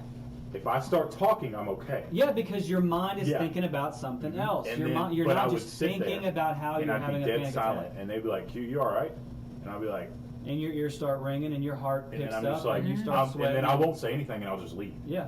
And then I'll wake up the next day, and they're like, "Dude, where'd you Freaking go?" the And I'll be fuck like, out. "I literally had a panic attack." Freaking out in and my I own had to head. The go." walls are closing in And my own there's head. always a way you get out of it. There's always a simple way that puts you in the most relaxing state, which is to go to your sleep state. You're going to be most relaxed when you're sleeping, more than likely. So what I would do is I would go shut off all the lights in my dorm room. I would turn the TV on. I would turn it on Family Guy, because Family Guy is just the natural thing that would relax me, because A, it's funny, it makes you think. And I always would go to sleep. It's with common it. now. Yeah, Yeah, we've watched it for always a just long time. Turn on the TV, Family Guy's on, and that's what I'd go to sleep to. That's what I did as a child, as I probably shouldn't have, but I would go to sleep to Family Guy. So I'd turn it on, shut the lights off, turn the TV on, and just flip over and listen to it. And then that would put me to sleep, which would then get me out of my panic mode. But the reason I quit is because even after doing that, I woke up in the middle of the night, 3 or 4 a.m., which is really the morning, but why we call it middle of the night, I don't know. Yeah, true. But Weird. 3 a.m., 4 a.m., and I immediately went back into it and couldn't get out of it for an hour and a half. I was awake. I was awake for the entirety of the panic attack until I could finally calm my mind down enough to go back to sleep. And what I would do is I would try to call people who would call me. That's in a very sense. common thing. You're I not would- the only person. yeah, I That's would- human behavior I would right there. call people. Yeah. So at the time, and this sounds bad, all the time, because I love her, Sam, I would call Sam in the middle of the night and just be like, "I need to talk to you for just a Because second." I'm in the middle of a panic attack. I wouldn't even tell her that. I wouldn't even let her know that I'm in the middle of a panic attack. I would just call her in the middle of the night. I was like, "I just need to talk to you for like 20 minutes. Just 20 minutes to calm down a little bit." And even that time, it didn't get me out of that state. So that's the main reason I quit smoking heavily. Yeah. Is because Or being I a did daily smoker. I did not want to get back into that Yeah. situation. which is I've had to call people before. And if I've ever called anybody, it's just my mother. And then I'll just straight up tell her, I'll be like, "I'm in the middle of a panic attack, so I need you to convince me that I'm fine," because that's a lot of times that's what you need. And then just a real calming, relaxing tone is just like, and it's all about kind of like tricking your brain. So she won't tell me I'm okay because I said. She'll be like, "Oh, what? Well, it's not because you called me. You're fine because you're healthy and you're young, and this is all in your head. And if you just start, and then within minutes, I'm like, oh yeah, I needed to hear that.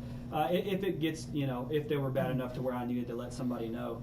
But anytime I've ever had a panic attack in public, I immediately get myself out of that situation. I do not tell anybody what's going on around me because it's very, very difficult to explain to someone what's happening in your own head without you sounding like a complete fucking idiot. Especially if you are in legit public, like at a party. Or Yeah, something exactly. Like It's somewhere around strangers who will judge you heavily. That's what I'm saying. Based off of a human So it's like, experience all that right, they've had themselves as well. I need to It's get in the car and leave right now. I need to shut myself in this fucking bathroom, whatever it was. And honestly, man, I don't really struggle with them like I used to. I feel like everybody at some point has had like a THC-induced panic. Those are the easiest ones to get out of for me. I'll be like, fuck, I'm too high. And then I just focus on breathing and just thinking about something else, and I'm fine. But the ones that were more difficult for me to get out of were the ones that were just naturally would come with when I would just go through bouts of them. And as you get older and as you learn ways to cope, these things slowly go away, and I don't really struggle with them much anymore. And when I do, it's a bout, right? Like, okay, man, I'm having some insomnia. I'm having some pretty bad anxiety the last week or so. And I'll wake up in a couple, like, night sweat panics and things like that. I don't really get them daily much anymore. It didn't happen like I used to when I was younger, where it's just like, I'm just going to kind of wait till I have a panic attack today for, like, that maybe a couple years I didn't really know how to deal with it and things like that. And weed was honestly an answer for me for a long time. Weed was, I self-medicated with pot for almost 2 years until it stopped helping. Mm-hmm. And I didn't have the wherewithal and the understanding of my own brain to calm myself down.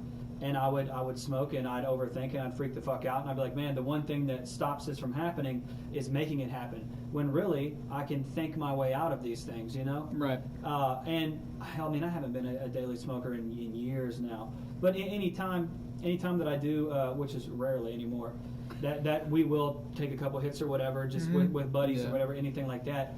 If I am feeling like a bit overwhelmed, I can pull myself out of it pretty quick, because it's like, dude, I don't have a tolerance. I'm just kind of too high right now. That's a skill. A skill that can be practiced and is not taught to people at a young age the way that it should be. The way to think effectively. So many people get stuck in thought loops in their brain, or the way that you think about things. It's this own self-fulfilling. You think about different subjects, but in the same way, right? And it's with anxiety. This is the line where, like, somebody who doesn't struggle with anxiety, I can't really speak to personally on it, because I don't know. I felt it. I felt anxiety. I've had panic attacks before. It's not unfamiliar to me, but it's not something I deal with a lot. And to me, I always feel that anxiety and emotions and all that are things that...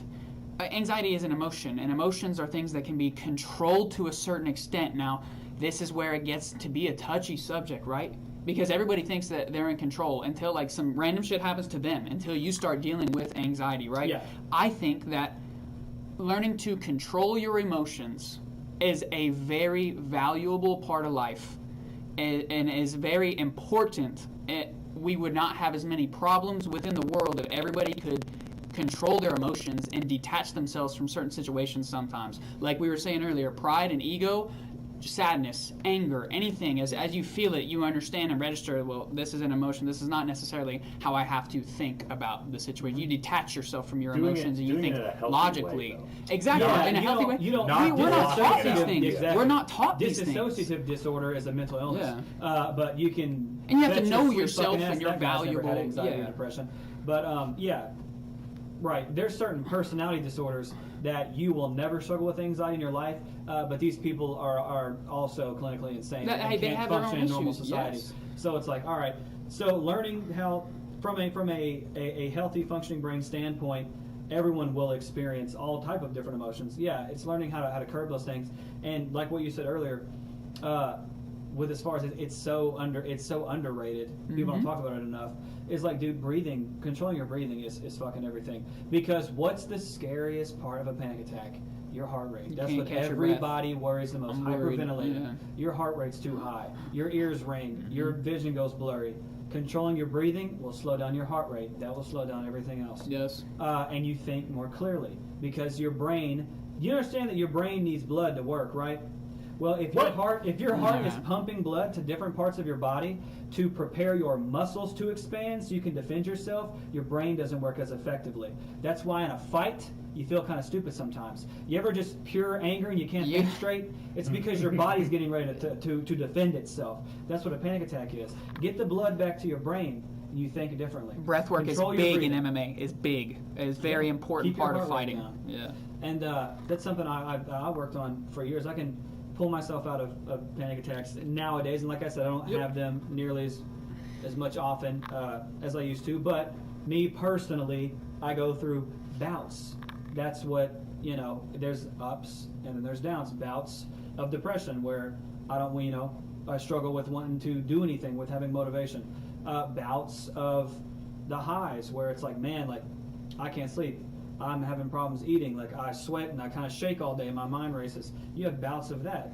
But if you're in a panic attack, how to pull yourself out of that? I've been lucky enough to understand my own body and be able to work through those things. When you're feeling very, very depressed, how to pull yourself out of that. And that's as simple as forcing yourself to do things. And the way that we've that's learned it hard to do. shows the way that you're able to learn it, the way that Joe Schmo from down the street is able to learn Yeah. the same things in a way that applies to him, shows that it's a skill. It is something that can be taught and should be taught at a young age, so people don't develop without these things, because that's when it becomes an issue, is when you don't have these coping skills, or you don't know how to deal with situations, and it goes this way for years and years and years, and the issues just compound within yourself, and the way that you deal with these things only gets worse and worse and worse, because you're not really dealing with it the right way from a young age. And that's not to say like that's the case for anxiety or the case for depression or whatever ailment that people are dealing with. It is a factor though, and there are a lot of factors that play into this. And I do think breath work is underrated. Yeah, Breath work there's should be taught also- a lot more. Breathing is so important. Yep. You can draw parallels between other emotions as well.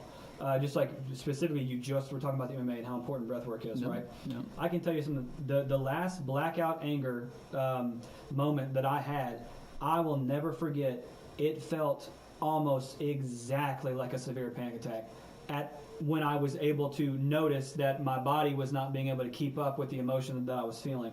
I vividly remember almost passing out because of how angry I was. Like the adrenaline pumping through my body, like I needed to fucking kill somebody. And I remember being like, oh shit, I ain't I'm been that bad in hyperventilating. a long time. And my fucking heart rate is insanely high. And going outside to catch my breath and feeling like I was going to pass out, I was like, damn, like I feel like I'm having a panic attack right now because I'm not controlling this emotion. So I treated it like a panic attack. And I just breathed, and slowly my brain was able to process thought better, and I let go of that emotion and controlled it better and was able to gather my words and tell this person exactly what I thought about them instead of immediately going to, I must defend myself right now. I'm I have gonna to beat fight your this ass. person right Yeah, now. exactly. And we all have anger problems at some points in our life. When you're a teenager, they're at their worst. And there are times for you to stand up for yourself, Yes. right? Like, no, you do have self-worth, and it's not just like, oh, I'm just another person, that my feelings don't matter. They do. That's the hard line to draw in there, is to detach yourself and say this isn't that important, or like, no, this is something, a hill that I'm going to die on, Right. Oh, exactly. Yeah. I remember, as we all do at some point, being young and having problems with authority, or having problems with being very angry at certain times, and you just kind of run with that adrenaline, that emotion, and it might be addicting sometimes. You feel in control, you feel powerful. But as an adult, when you view things more rationally, as far as like, hey, are you actually about to assault this person, or whatever it is, and your body, like, you just handle it totally differently. Like, I never thought I could get so mad I'd fucking pass out. You know what I mean? But we're not experiencing that feeling or that anger for years, and then at 25 years old, getting so mad that I wanted to kill someone, and then realizing I'm actually about to pass out. I'm so mad, and then being like, oh, let me treat this like I would with a panic attack, and then realizing like, no, I can sell this a different way. I didn't. My body went into, okay, we're going into defense mode because you're going to fight this person. You're going to hurt this person. They're going to hurt you. When really that wasn't the truth. That's what I felt at the time, and that feeling felt very foreign. Like when I totally calmed down, I was like, man, I haven't been that angry since I was a kid. And why? Because you were able to control your emotions better. And it's like, man, okay, well, you can treat anger and anxiety very similar. It's how you can pull yourself out and think There are some more people who rationally. don't feel anger at all, completely eliminated from their lives. Yeah, but I mean, like, the way that it's coping skills on how to control emotion, you can draw parallels to almost any emotion that controls your adrenaline rates. Controlling your emotion is the if important something part. hypes, if an emotion hypes up your fucking body, the coping skills will almost always correlate with both. Control your breathing, control your thought process, right? Because I'm telling you, man, your brain goes stupid when you get real angry. Your brain gets stupid when you're having high levels of anxiety. Get the blood back to your brain. Lower your heart rate. And you'll be like, same thing with like thinking with your dick, man. Thinking with your dick is very real. Oh, yeah. It's very real. Let me explain, like, because literally, dude, when you're having a crazy pulsating erection, you know how much blood is in your dick, and it's not in your brain. Thinking with your dick is a real thing. You make the most irrational decisions with erections. Did you know that? You know, there's like I'm legit erect psychology right now. and science. Facts. that I've goes been into erect this whole conversation. You will make some of your most irrational decisions ever in your whole life with erections. That's hilarious. I believe it. That men actually experience those things. People talk about like, man, I thought I was going to cheat on my wife one night when I was at the bar. I went and jerked off in the bathroom. All went good. straight home. All good. Yep. When Cat Williams, famous for saying, if you ever think everything you're going to cheat on your bitch, jack off. Jack off. You're going to be fine. And he's so right. So right, dude. That's it. We drop knowledge on you, Yeah, man. motherfuckers. Anytime I was in a relationship, thought I might be unfaithful. It's like, yeah, it's getting hot and heavy. You might be sexting some girl you know you shouldn't be. I would literally just masturbate and be like, I'm going to bed. Yeah. I'm not. And no, that's it. That's it. Or I just fucking did it because I was a kid and didn't care about relationships. But whatever it was, yeah, man. You masturbate, you're feeling a lot better. You're thinking a lot more straight, more Masturbation clearly. is key. That's what I'm getting out of this whole. Anything happens in your life, just jerk off. Masturbation Yeah, I'm about to kill. This guy's making me so mad. I'm gonna think I'm gonna kill him. Are you jacking up right now? It's the only way to calm my brain so I don't murder people. Masturbation until dehydration. Anyway, it's I all think we about. shut off. Yeah, we need to shut call off. it a night. It's Right at the 9 o'clock mark. I am level down 20 the rabbit now. hole. Let's go. This Yeah. had nothing to do No, with you gaming. didn't get the Boost Evo That's why Sugar it's about Show. the. That's why. Because That's I'm why gonna need it's to called break that Reddit. in for you. If This has that's nothing the to do with truth. games. A little bit of insight on maybe how our brain thinks, how we deal with things. All right, then we'll shut it down there.